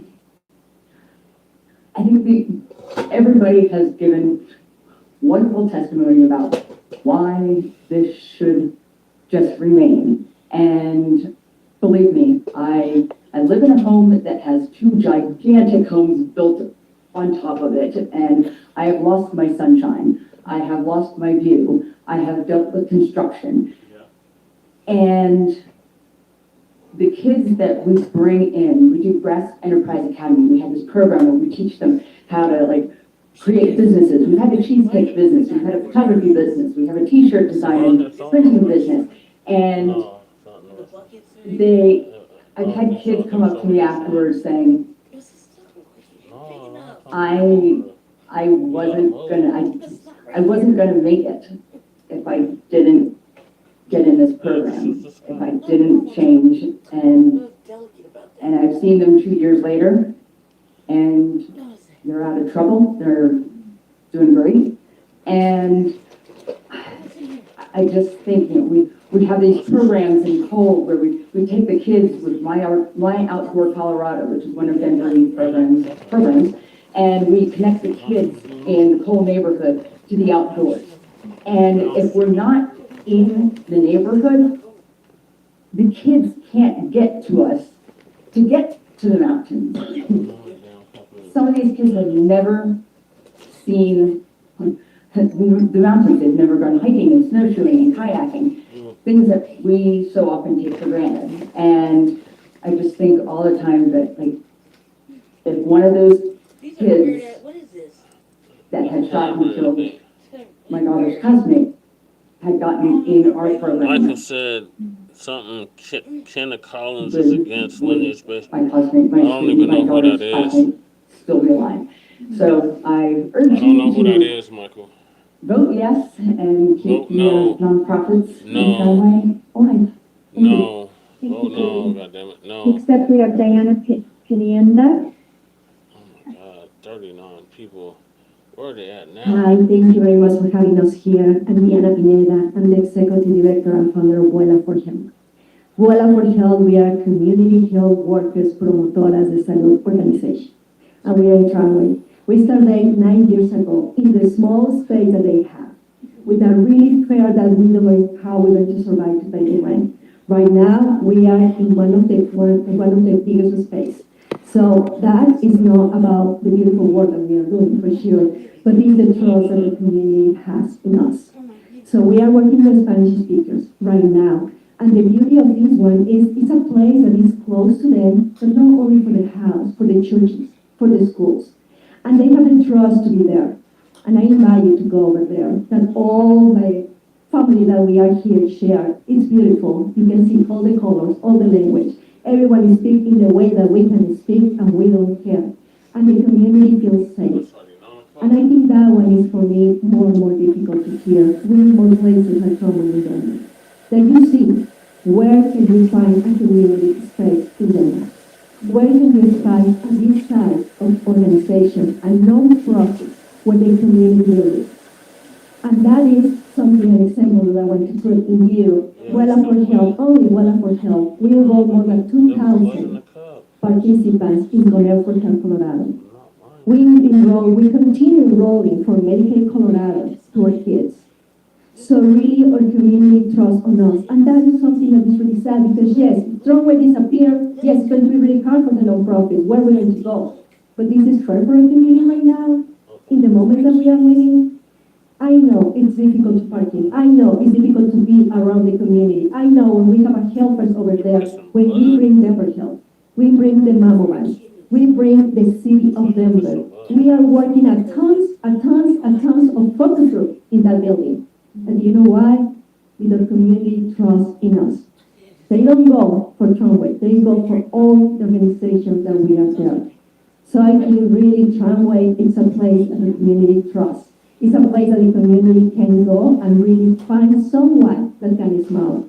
And something beautiful there is like you can find organizations like these that work with kids. You can find youth. You can find adults. You can find grandparents. So we already know the family component. And I want to finish like, please, vote yes for this one because we don't work with the community. We are the community. Thank you very much. Thank you. Our last speaker is Harry Morgan. Last speaker, see? Good afternoon or evening. I've been here so long, I'm ready to say good morning. I've learned something crucial, and that's to like sign up first. These seats are hard. I'm with Denver Youth Program, which is also part of GRASP and AIM. AIM's work is at-risk intervention and mentoring. We work in the hospitals, working with young people who've been shot, stabbed, or assaulted and come into Denver Health, Children's University, Mountain Ridge, Aurora South, and we talk to them at bedside, and then we reach out to them in the community. So we don't only work with you in the hospital, we work in the community, and part of our spaces are in the Tramway Nonprofit Center, and I'll say I go back way far when it comes to Tramway Nonprofit Center. I was there when it was the Phillips Center for, philanthropy, and I was there when CCD was there. It was part of one of my first college experiences. Granted, I went somewhere else, and then I came there, and I learned a lot, and I was part of some of the mayoral programs, like Mayor's Office of Workforce Development, Youth Opportunity, all those things. And then here we are back in the Tramway with Urban Land Conservancy running the tramway and putting so many more nonprofits like GRASP in there. And part of that is GRASP is helping the tramway nonprofit to become a safe space. It's a safe space for all of our kids. We work with gang-involved youth, and you know, we have Crips, we have Bloods, we have Latinos, we have Serenos, and they all feel comfortable coming to the Tramway Nonprofit Center with GRASP to learn different things, to help themselves, help community, being part of Wayla for Health, being part of Vive, being part of Open Door Youth Gang Alternatives. Yeah, and Pamela without this DeLong. zoning parameter, we lose a lot of those key organizations that are within the Tramway Nonprofit Center. And I know all of you guys have different thoughts and opinions about it, but you've seen the masses and they're talking about how that's going to work. And you have some residents who are like, this may not work. We're missing parking, we're missing things. Right, and so I hope that when we look at this and we look at the ability for everybody to communicate and talk about what needs to happen next, that we all come to the table and we work together after this is approved, because we're believing and we're trusting and having faith that it's going to be approved, that we are willing as Urban Land Conservancy and the tenants within to talk with our neighbors to keep this moving forward collectively. Thank you. Thank you. That concludes our speakers. Do we have questions from members of council on Council Bill 251069? Councilmember Watkins. Thank you so much, Council President. Yeah, Thank you so much for everyone that was her spoke name, yeah. tonight. She supports lineage cash payments. Can you come forward? Can you describe once again, I mean, the petition process was highlighted. Pamela kind of spoke Denise, to a little yeah, bit. that's her name. Talk us through the petition process. What is the petition process? What was the kind of the overarching disqualifiers in which didn't meet the threshold for the higher vote of council? Walk us through so we have that clearly for the Perfect. So the protest petition is spelled out in the Denver zoning code and the charter, which requires 20% of property owners to sign. And if they meet that threshold, then it requires a supermajority vote. And so within that 20%, you know, we typically, it gets requested after first reading. And we will give the applicant a spreadsheet with all the property owners and calculate the number of square footage that's required for signature. And so this instance, the petitioners went around and requested signatures, and they failed to get 5 property owners' signatures. And so for those specific 5 were entities. And so one of the big things is that, you know, the Denver zoning code and the charter require protest petitions to be signed by all property owners. And so when a property is owned by an entity, we need proof of authorization for individuals to sign on behalf of that entity. And so that requirement for documentation is stated in the CPD's protest petition guide, which we gave to the applicant. And CPD concluded that the petition did not include sufficient documentation of the authorization to sign. So there were 6 entities in total that signed. 1 we did approve because they did provide that documentation, but for 5 of them there wasn't. And so they did fall short of that requirement threshold. So they got about 19.7% instead of the 20% threshold. And we have that kind of high standard because it pushes us into a supermajority vote. Edson, question on the mediation process. Can you describe the mediation process? And there were 2 parts of the mediation that individuals spoke to specifically. Their expectation for accommodation of 3 stories instead of 4 stories, and then also accommodations around not rezoning the entire lot, just simply rezoning, possibly maybe looking at just and not doing the whole deal. Can you speak to the mediation, and then can you do the subset of the ideas that came from community as far as why not just do 3 stories, and then why not just simply just rezone Tremor? If you can hit all 3 of those, or someone else on your team is perfect. So the community members requested mediation. And so typically mediation is done with a community group or an RNO, but in this instance it was members from the public. So we encouraged the RNL to attend, and so the RNL did attend those meetings as well. But part of mediation is done through a third-party vendor, Find Solutions, who conducted that mediation between ULC, some members of the community and the RNO attended to just as listening to provide support for the community. Part of that outcome through those mediations, UOC did offer community benefits. It did offer to sign a community benefits agreement. But there was no consensus and agreement on height. And so because of that, there was no resolution on the concerns on height and no benefits were agreed. The concern was always on the height specifically. For example, can just sub-area B be rezoned instead of rezoning the whole site? And so that would actually become very tricky because then we have a rezoning in the Denver zoning code and then we have a rezoning. We have a zone district in the Denver zoning code and a zone district in former chapter B9, which would make entitlement very difficult and complicated. And because the whole zone lot is owned by one entity, it's CP's recommendation always to rezone out of former chapter B9 into the Denver zone. That way it makes things, regulations so much more easy and not complicated.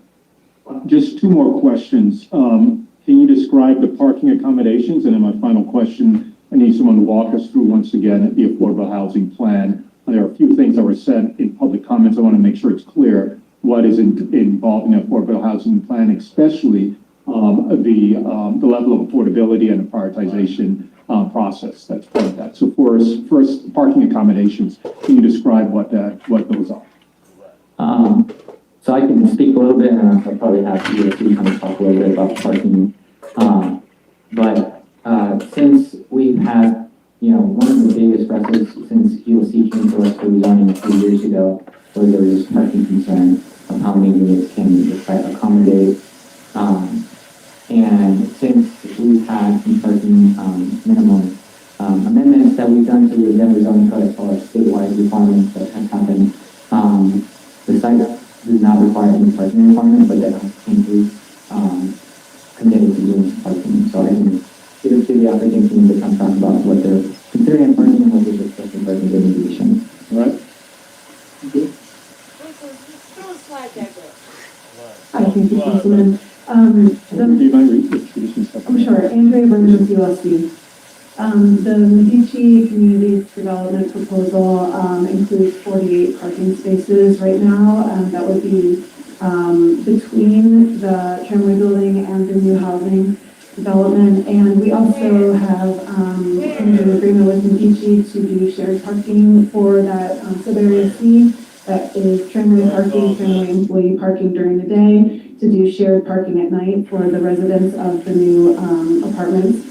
So again, approximately 48, subject to permitting tweaks, and then 24 in the evening. Thank you. And then the affordable housing. If you can hit on prioritization as well. Absolutely. Good afternoon, council members. I'm Maya Mitchell from the Department of Housing Stability. So in June of 2025, Urban and Conservancy worked with the Department of Housing Stability to put an affordable housing plan in place with the voluntary negotiated alternative. Generally, those would go into place further down the line on development. This was a voluntary agreement to put a requirement in place early on in the process. At that time, and still in effect, they committed to income restrict 100% of the units on that site at a maximum area median income of 80%. Since that time, they have been awarded low-income housing tax credits, actually both federal, state, and one of the first properties in Denver to receive the transit-oriented communities low-income housing tax credits in the state as well. That application requires them to develop affordable housing at a much deeper affordability and with bedroom count, like larger bedroom sizes. So Pamela Denise Long, that's her name, yeah. 8 units will be at or below 30% of the area median income, 9 at 40%, 24 at 50% area median income, and 22 at 60% area median income. So more deeply affordable than the commitment with the city. Okay. No further questions. But y'all didn't say that in the beginning. Councilmember Torres? Thank you so much. And Maya, I don't know if you're the one to answer this. Can somebody port in with a DHA voucher and get a lower AMI? That's a good question.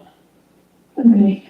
I think we wouldn't know yet. I think it depends on the operating mechanism once the property is, Yeah, the once answer's it's built no. and operating. They already had the It's possible. I'm not sure actually. Yes, yeah. income thing out. Yeah, typically they could, yeah. Okay. And then just to repeat what you just said, there is a voluntary affordable housing alternative agreement. Is that a covenant? We're not, it is. Well, it would turn into a covenant once there's a building built. And so the agreement with the city, with the Department, through the Department of Housing Stability, kind of runs with the land, regardless of who owns the building and, you know, what kind of affordable housing or what kind of development is built in the future. So regardless of the low-income housing tax credits, they've committed to 100% of the units being affordable at 80% and up to 80% of their median income. And the variety mix that you said is the detail of the up to. That's the commitment to the low-income housing tax credit application to CHAPA.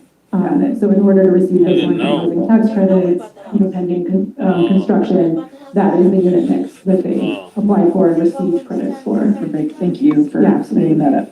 For ULC, whoever wants to come up. I'm interested in the points that were discussed in mediation and whether or not those will still be delivered. Black codes are 1800s, but yeah.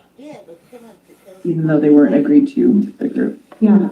Some of them are already being delivered in that we have made agreements with Medici. So for example, the shared parking and community serving, or not community serving, but resident serving uses, spaces in the building in addition to apartments. Others, I think, are just the right thing to do. We simply didn't have a counterparty to make those agreements with. Yeah. As far as the RNO or the actual opponents. So yeah, I think all of them are things that we would like to commit to. Okay. And the prioritization of Cole residents is already a requirement. Are you going beyond kind of the amount that the prioritization policy points to?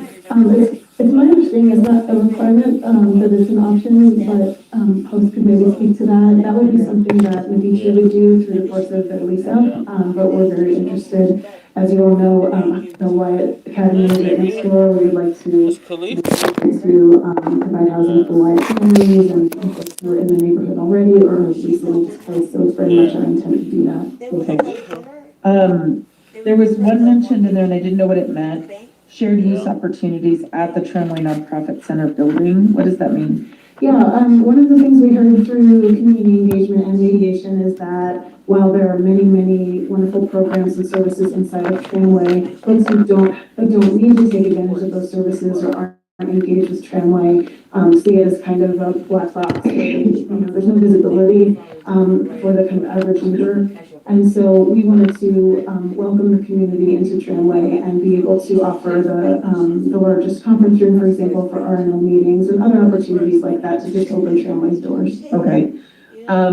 Is there an opportunity for a future like Good Neighbor Agreement? Because some of the other things felt like Good Neighbor Agreement, like here's the point of contact for the construction folks and hosting the RNO meetings and things like that. Yeah, we're absolutely open to that. Like I said, we had offered to codify those things that you're reading in a Good Neighbor Agreement with the RNO, and they simply declined. They just didn't feel 100% comfortable based on the opposition, retaining that opposition, but we certainly want to make those promises. Okay, thank you.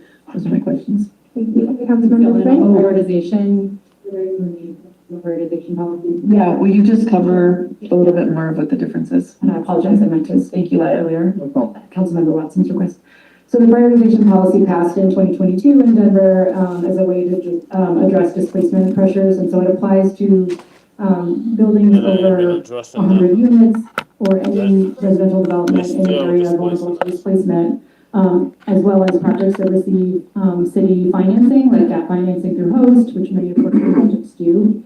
And it requires that 30% of units be first offered to residents who qualify for the prioritization program, which are residents who live in or have been displaced from an area vulnerable to displacement. And there's other point system that a household who's experienced rent or mortgage burden, who lives in an area that was formerly redlined. There's kind of a number of factors, and it's a program that allows those residents to have a first opportunity to apply for available units in their community. But that's not And what this, this is. they have, Urban Land Conservancy has indicated that they'll participate in that program. That's pandering. That's pandering. Affirmatively reach out to members of the community. Okay, thanks, Leah. Thank you. Thank you. Yeah, they're so Councilmember full of Flynn? shit. Thank you, Madam President. Listen, I don't want to talk about the project, what would be built there, what is there, and what would have to move or not, because that's not really, for me at least, apropos to the zoning issue. It should be. So I'm going to try to understand, under the old code zoning that they have now, they could build up to 45 feet. Jesus. Correct. Across the whole site? Across the whole site, that's RMB 20, please. Yeah, not the one on the other side of the street, right? RMB 20.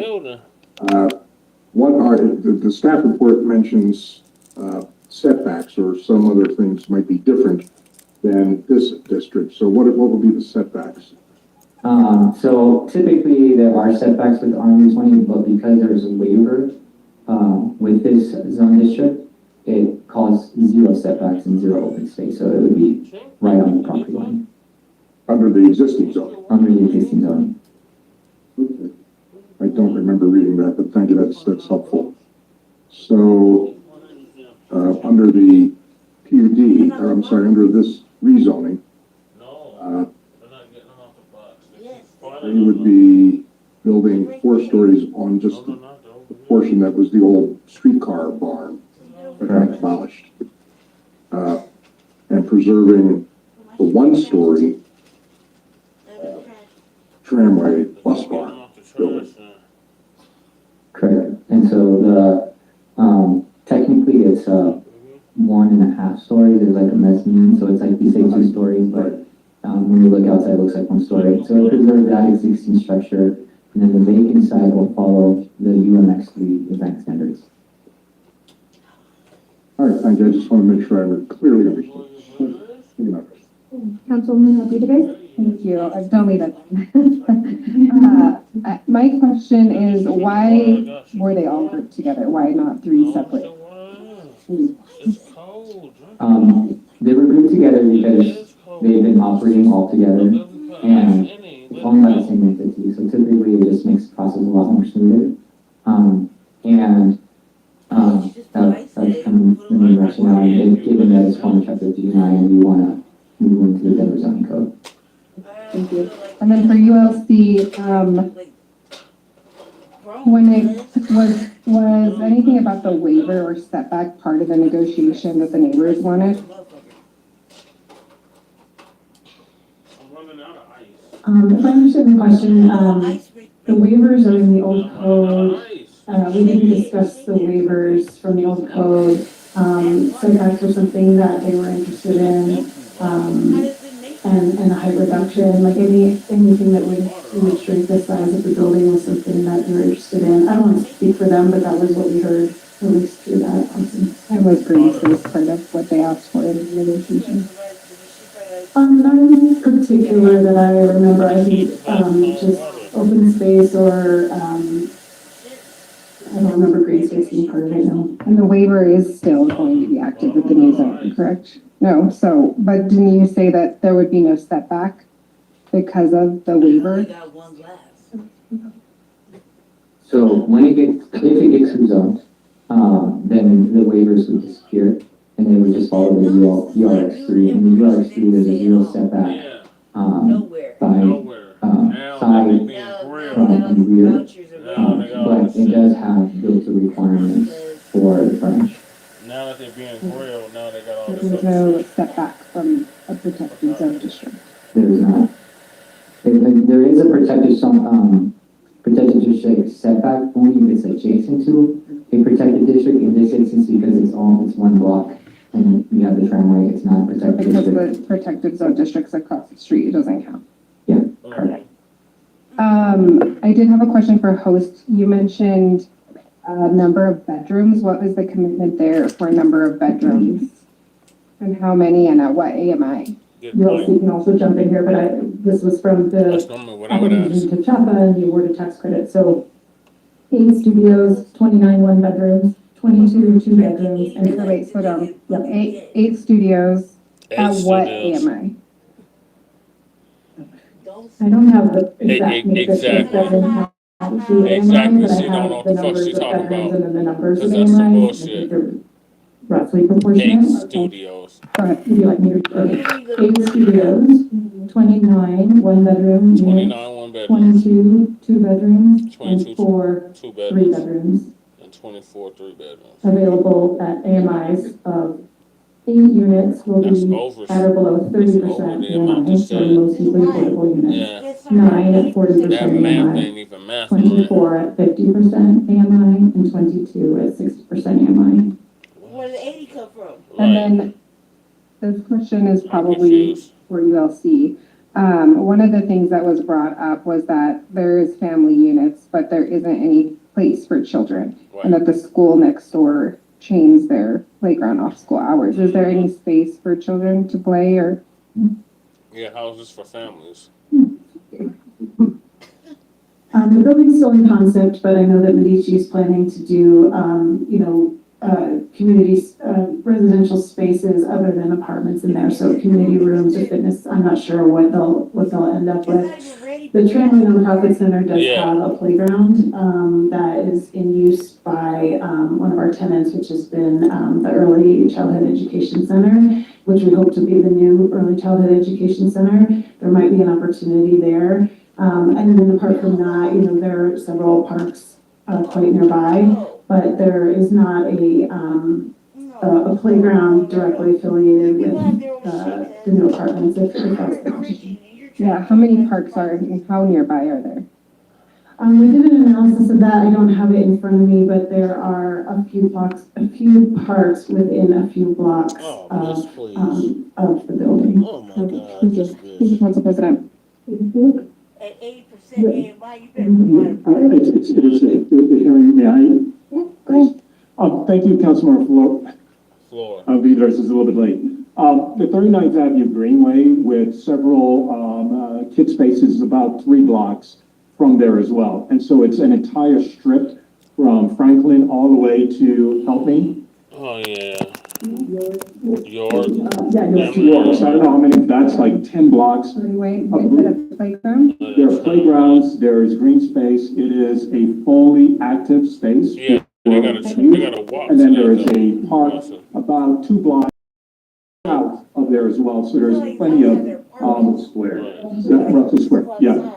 So there's, quite a few, spaces for young people and adults alike to play, and it's all within 2 to 3 blocks of the site. Yes. Councilman Rodriguez? That doesn't have. Right. Councilman Goddamn tether watch. President. There was a lot of folks who, from the nonprofit community that were talking about if this doesn't pass in the zoning, that they will go away. I wasn't quite sure. Yeah, that maybe doesn't you make could any explain sense. a little bit more, like if this doesn't pass in the current zoning, do those nonprofits go away? That Because didn't that's make any the sense. message that we were receiving.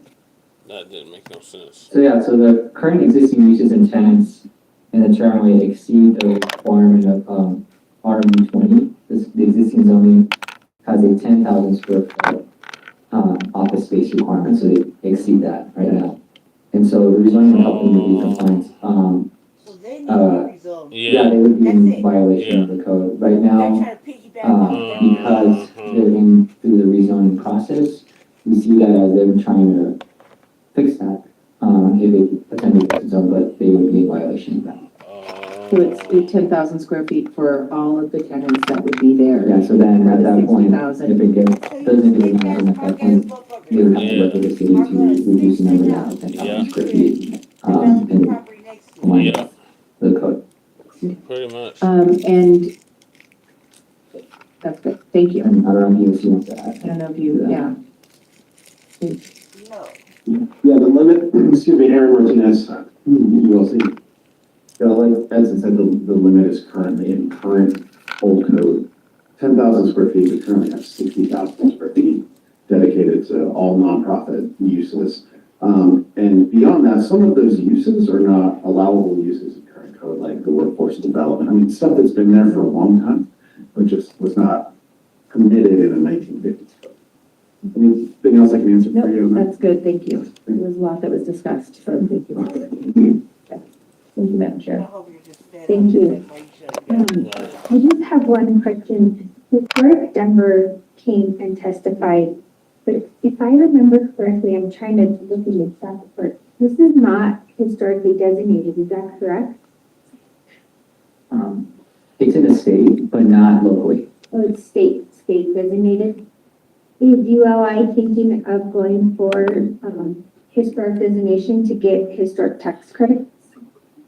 I thought they said they already got the tax credits. We're not.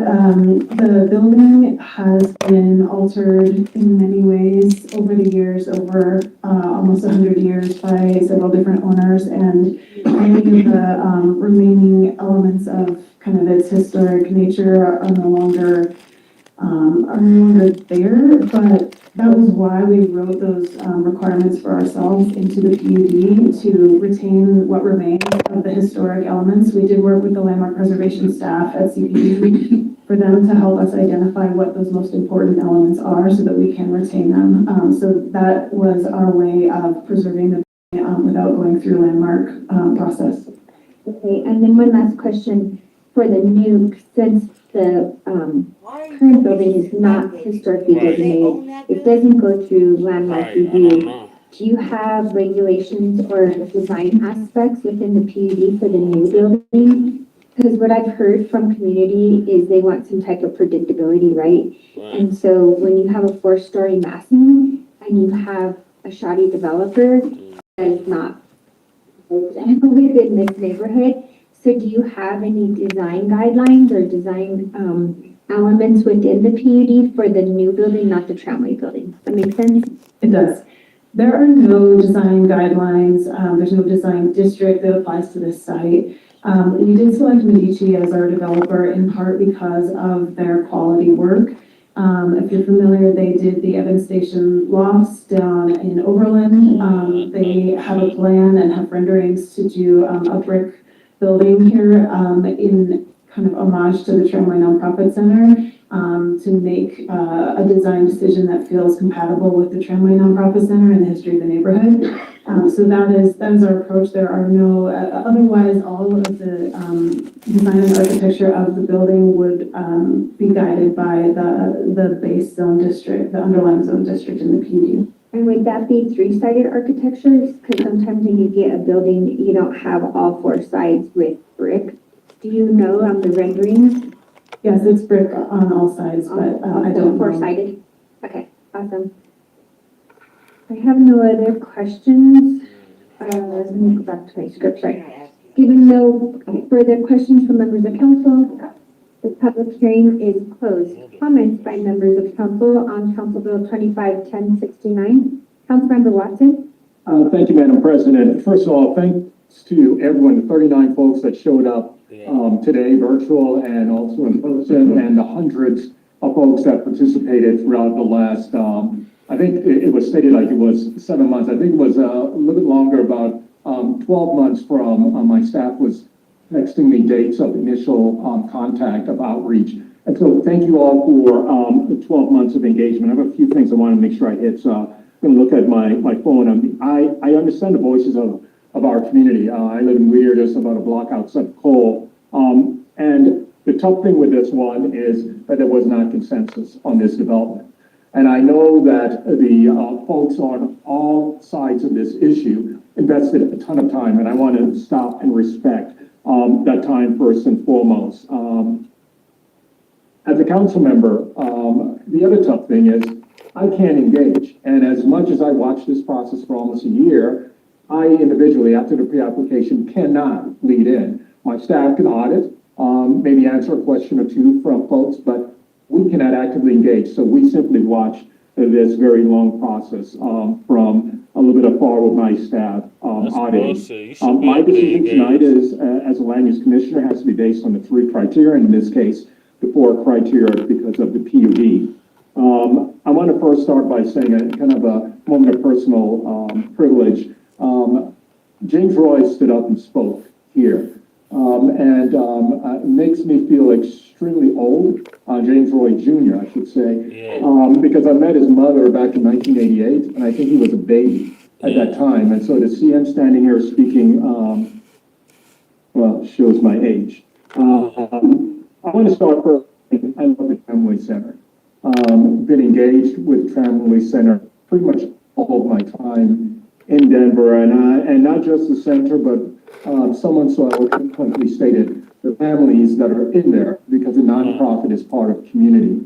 Every single one of the nonprofits that are in there are doing amazing work, and they're embedded in Cole, they're embedded in Whittier, they're embedded in Bruce Randolph, in Cole Middle School, Manual, and Whittier, and Wyatt, and I applaud each and every one of you.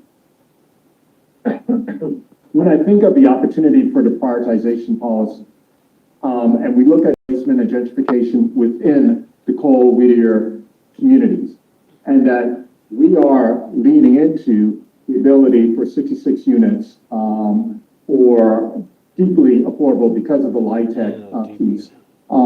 I think that is tremendous. And community members, educators that live right across, that work right across the street, folks that actually use the services within the amazing nonprofits that are there. They have a chance to come back and live in the communities. Reverend Kelly spoke of his long legacy there, but there are many folks who are working in a nonprofit that still can't afford to live in Cole. How of that affordability and prioritization policy is important. The PUD specifically preserving the building. We've lost a lot of our buildings in Cole. It was industrial through there. The tramways, the cable cars, all those buildings that went through there and also went through Whittier. Most of those don't exist. They weren't adaptive reuse. They were knocked down. This is one of one. Remaining standing. I think that is thoughtful, essential for that PUD to be very specific about preserving that building.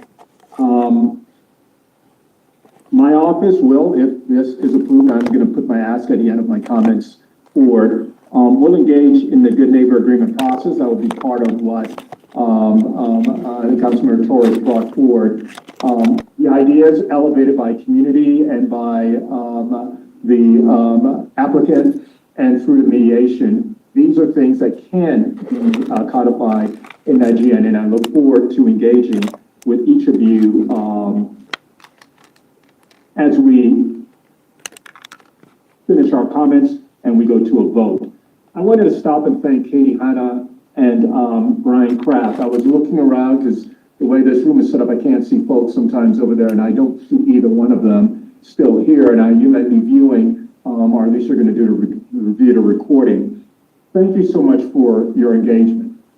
Thank you for your passion and coordinating with community to make sure all the community voices are heard. And not just Katie Hanna and Brian Kraft, who spoke for folks who may not, who are not supportive of the height for the affordable housing, but for all the neighbors, for the registered neighbor organization, for your engagement and process throughout, as I just stated, the last year.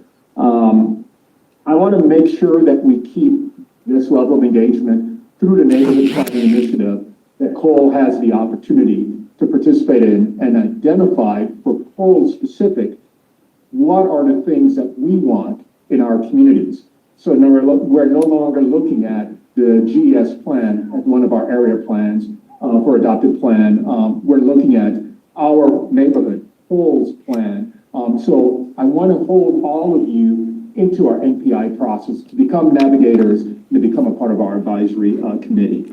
I know I'm going a little bit long, but this is a long process, and I've had the time to speak on this for about a year. I think this is essential, and I believe that the opportunity for deeply affordable housing leveraging the prioritization Affordable policy, for who? reserving 60,000 Fuck, can square afford this feet shit. of nonprofits that are absolutely part of this community. This for me is a yes. This for me, I believe this extremely long process has brought out from it, even with opposition, has provided, I think, a clear path not only to community benefit, but a clear path for not only housing, but for nonprofits to thrive in a city that is absolutely unaffordable, especially with federal government attacking nonprofits and not providing grant support. We need 30% less than market rate for a nonprofit to survive, and I thank you all for choosing whole. I asked my colleagues with this process to join me in supporting this zoning change. Complex, yes, but the bottom line is, as you look at the 3+1, 4 criteria, it meets them all. And even better, it is exactly what we need in the Cole community to ensure we can bring folks back that have been disenfranchised and displaced. Thank you, Madam President. I will be voting yes. Thank you, Councilmember Alvarez. Thank you, Council President. I just want to echo some of what my colleagues said. Definitely see value in the housing and really appreciate all the nonprofits and love a lot of the nonprofits that came out to speak. I don't even know about this theater company, but I'm a theater lover, so I'm like, but I don't like what I heard from the neighbors. And I just want to share that. They felt really run over, and you all see you're very powerful. You have a lot of powerful board members. You have a lot of money. I feel for the woman that is worried about not feeling at home in her neighborhood anymore. I don't ignore that. So although I see the value and support this rezoning, of course, for all those really good reasons, and the nonprofits and the tramway, I don't want to ignore those concerns of those neighbors, because I grew up in Denver. I grew up in District 7. I grew up in the neighborhood that I represent. And when change comes, it hurts. It does, whether it's a bike lane or whether it is a high rise. You grew up with a certain level of, with a certain existence, and it feels like your existence doesn't matter anymore.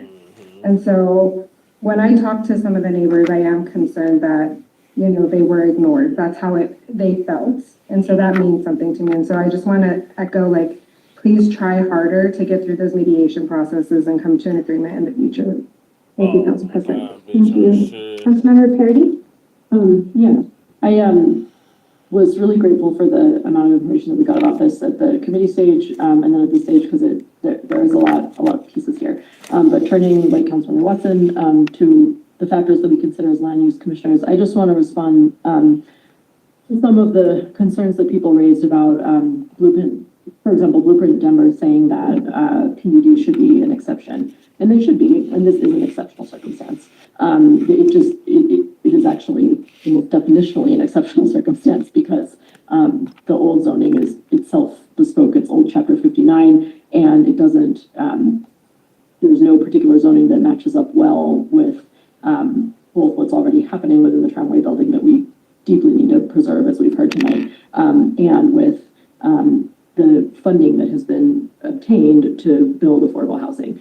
And the issue with height is not academic here, because we all know that these projects are really hard to get the financing to work out, and that if you lose the entire floor, the whole thing may fall apart. And so the fact that the funding is in hand, that we are getting a number of units that we need, and that, all that math has sort of been made to work out, is also no small matter. So those are the reasons why I think that kind of blanket language in Blueprint about exceptional circumstances, I mean, yes, that's true, but these are exceptional circumstances from the values that we have to look at, which include making sure that we preserve organizations that have been operating right in this community for a very long time, that we preserve the tramway building itself, and yes, that we preserve the current entitlement that does exist to build up to 4 stories, which I understand the neighbors sort of feeling that UHC is looking to preserve its entitlement to that, but then to get a change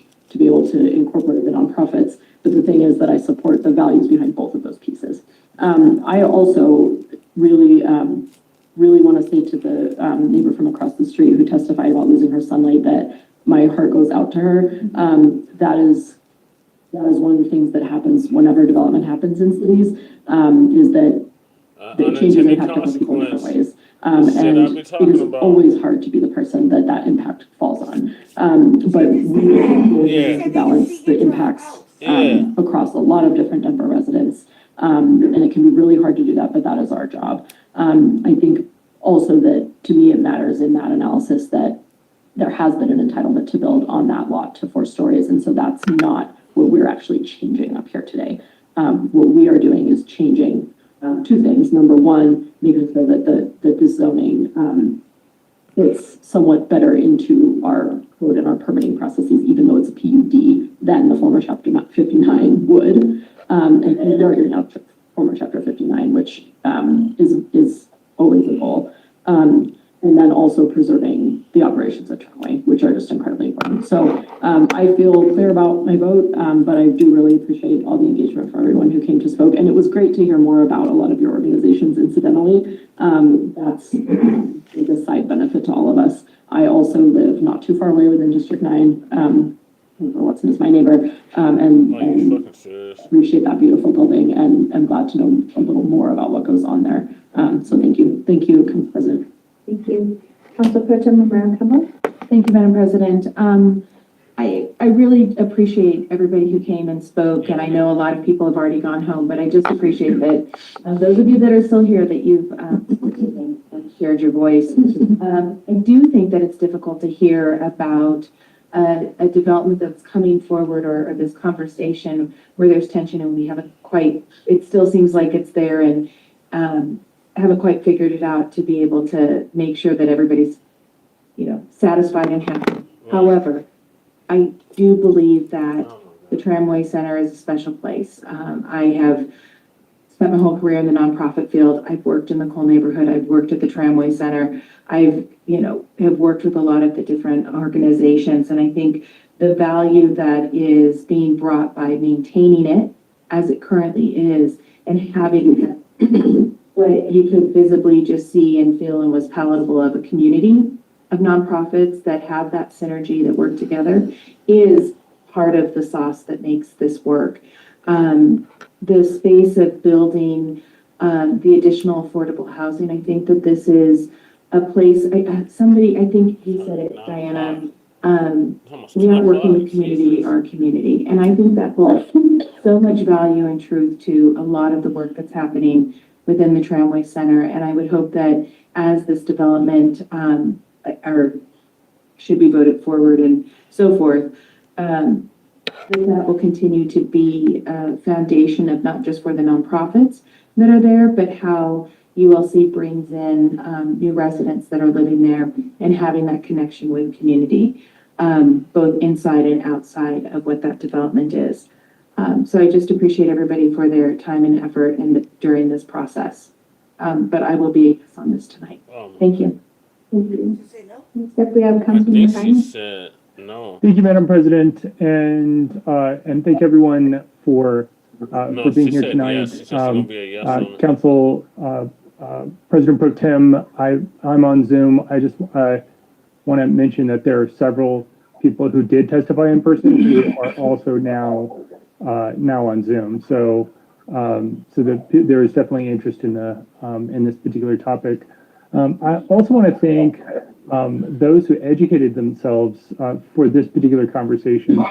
Most rezonings, we don't have educated groups of people like the circulating the protest petition that is actually using the same rules that we have to follow as we consider land use decisions. And so most of the time we don't have an educated group of people who are on multiple sides who are actually using the legal criteria that we have to use to make decisions. So thank you for educating yourselves in this situation too. There are 8 legal criteria. Like Councilmember Watson said 4. We're saying the same thing. Council has 3 criteria that we have to use to determine any rezoning, and then 5 additional criteria if a PUD is in consideration of where the rezoning will go. So, as much as I want to consider how compliant the owner is with current zoning or not compliant, as the case may be, it's not one of those criteria. Or whether a nonprofit would have to relocate, also not part of the criteria. I would also love to consider all the affordable units. I believe Denver is not full, and I believe everyone has a right to housing. But what someone says they want to do with the property doesn't show up in the criteria. Yeah. To should. the woman who said, she feels Y'all less, motherfuckers change that shit. like she can enjoy her property less now. I hear you. I feel you. I've lost my view twice in the 20 years that I've lived in Denver, and I guess I have the solace of knowing that that each time I lost my view was because housing went up and blocked my view. So if I believe that everyone has a right to housing, I would much rather have people in housing than on our streets. So that's just a personal, a statement that I'm making. I'm not trying to say that is what this individual or others should feel. I'm sharing my own thoughts. And family, as much as I would love to sing the praises of family or read prose and favor the troop, that's also not part of the criteria. But I will give you a limerick that will explain my vote. There once was a block in Old Coal with a mission that still played a role. Keep the sinner in place, add homes with grace, and help working families feel whole. I believe this meets all 8 criteria, and I'll be voting in favor of it. Thank you, Council President. Thank you, Madam President. As with a lot of our rezoning applications, it doesn't come down to a question of what could be built there versus what is there. What it also matters what the current entitlements are. And as I look at this, the current entitlements would permit, I wouldn't want to see it happen, but it would permit, if this didn't go through, Tramway to demolish the building because the state and national register doesn't prevent demolition. Denver landmarking does. And still build 4 stories. They have the entitlement for 4 stories all the way around the block. So I view this as a downzoning. And to have 4 stories only on the old streetcar barn concrete pad where the streetcars were parked, actually is going to result in less housing than if Tramway sold it to a housing developer and built the whole block, 4 stories. Which makes it kind of surprising that YIMBY was supporting this.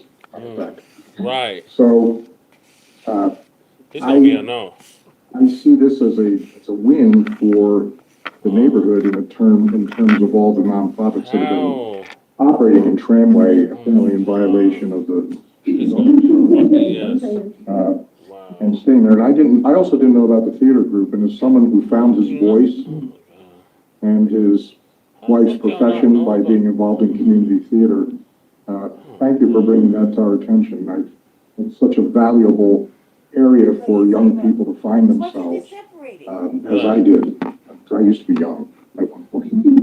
I do have one, maybe not a request, but keep this in mind. I would love to see whatever is developed there on the southeast corner of the property where the streetcar barn was. Andrew, I think you've probably heard me say this before, but this was the site of one of the bloodiest days in Denver labor history. Yeah. In August, I think it was August 7th, 1920, during the Denver Tramway strike, Tramway brought in armed strikebreakers from San Francisco to guard the streetcars as they went out. And on August 7th in the evening, a mob gathered there. They've been overturning streetcars the last 2 days. 2 people have been killed at the South Denver barns a day earlier. And in that night, 5 people were killed at this location, bystanders, people who lived in the neighborhood, who were part of a crowd of about 200 people. And about 24 other people were injured. And when something is built there on this corner, since that building's been torn down, I think the rail's been removed from the sidewalk, haven't they? Yeah. They're still there? No, they've The been rails where the removed. streetcars used to come out of the bar are still there, and that's where those people died. Yeah. Because the strike breakers opened fire from inside the facility because of the mob that was outside. Mm-hmm. There needs to be some kind of a memorial to the labor movement that gave birth to what is today RTD's Amalgamated Transit Union. It needs to be remembered, what happened there. And if you could incorporate that into whatever is built, I would love to come out to the ribbon cutting and see that. I worked at RTD for about 5 years before I came on council, and there's a lot of research done on that. It's a dark day, and not just You too, Denver friend? transit history, but in You the and city's history. Chantel both. I would love to see that happen. Thank you, Madam President. Thank you. Sharing that. Councilmember Hines, or Councilmember Lewis. Sorry, so be brief. It meets the criteria, and so I have a deep appreciation for that. The Dr. Cog, excuse me, Regional Housing Assessment talked about the need for affordable housing and gave specific numbers in terms of that breakdown, in terms of the 60% AMI and less. And while that's not a criteria that we can consider, it is one that I appreciate that this development is bringing. I would just like to take a moment to honor the voice of the homeowner, and just let her know I hear her and I understand her concerns. And I hope that in the future, we can figure out how our processes allow for more consensus building. Maybe this might be a good opportunity for civic assembly. It's not required to have 70% consensus. Right. Nonetheless, I appreciate the work that you all have done here. Yeah, this would definitely be the opportunity for 70% So consensus. I also will be supporting that this Oh my this God, evening, bitch. as the believe it Why? meets all the criteria, These motherfuckers, and goes man. above and beyond. That's why they changed the It's criteria so really they can just challenging to easily sit pass as a this type land of use shit. commissioner and not be able to Ugh. engage. I think I have a different perspective. I always have my staff engaged. I think I took a oath. My staff did not. Right. So you see me, my Right, stop it. council staff get knee deep in these type of God, zoning this is situations. irritating. And at the same time, I also know in my council district, I think I have one Right. nonprofit left. I have, or maybe two. I have the Bienvenidos and I have the Conflict Center. Other than that, I've seen gentrification, mass gentrification and Yeah. displacement in the Yeah, the north nonprofit side's that been is building gentrified. affordable housing, the Denver Housing Authority. I would really love if I could get 64 The only units in the thing north that was side left is of damn affordable crack housing in Newtons. this whole entire block of nonprofits. We used to be full of nonprofits and now we haven't, and that is what happens when gentrification and displacement happens. So I will absolutely Oh be my supporting God, this. I bitch. think it goes above and beyond.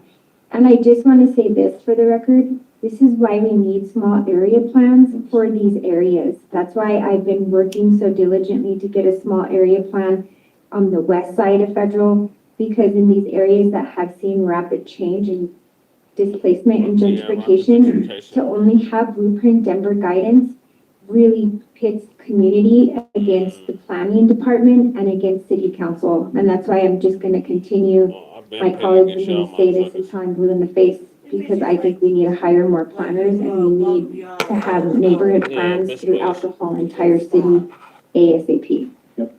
So with that, seeing no other comments, by council, They're gonna pass this shit. Watch, Michael. Madam Secretary, roll call. Sorry. It's like when they pass it. Go ahead, Madam Secretary, sorry. Councilmember Hines? Aye. That's why they piggybacked on it. Sawyer? Mm-hmm. Aye. Abizar? Aye. Flynn? Aye. Cashman? Aye. Lewis? Aye. Harry? Aye. Romero Campbell? Aye. Torres? Aye. Yeah, they passed this shit. Aye. Madam President Sandoval? Aye. I'm Secretary, close voting, announce the result. 11 ayes. 11 ayes, Council Bill Unanimous. 25-1069 has passed. Mm-mm-mm. On Monday, March Shame on 2nd, all you. May y'all Council all will burn hold a in required hell. public hearing on Council Bill 26-1003, approving and accepting the Southwest Area Plan, which plan shall become part of the comprehensive plan 2040 for the city and county of Denver pursuant to the provisions of section 12 Group 61 of the Denver Revised Municipal Finally, it's Code. just over. There being no further business before this body, this meeting is adjourned. All right, join us in about an hour. Cause I still gotta type the show up. All right, join us in about an hour or less, probably less than an hour for Frontline Black News, season 5, season 6, episode 14, part 3.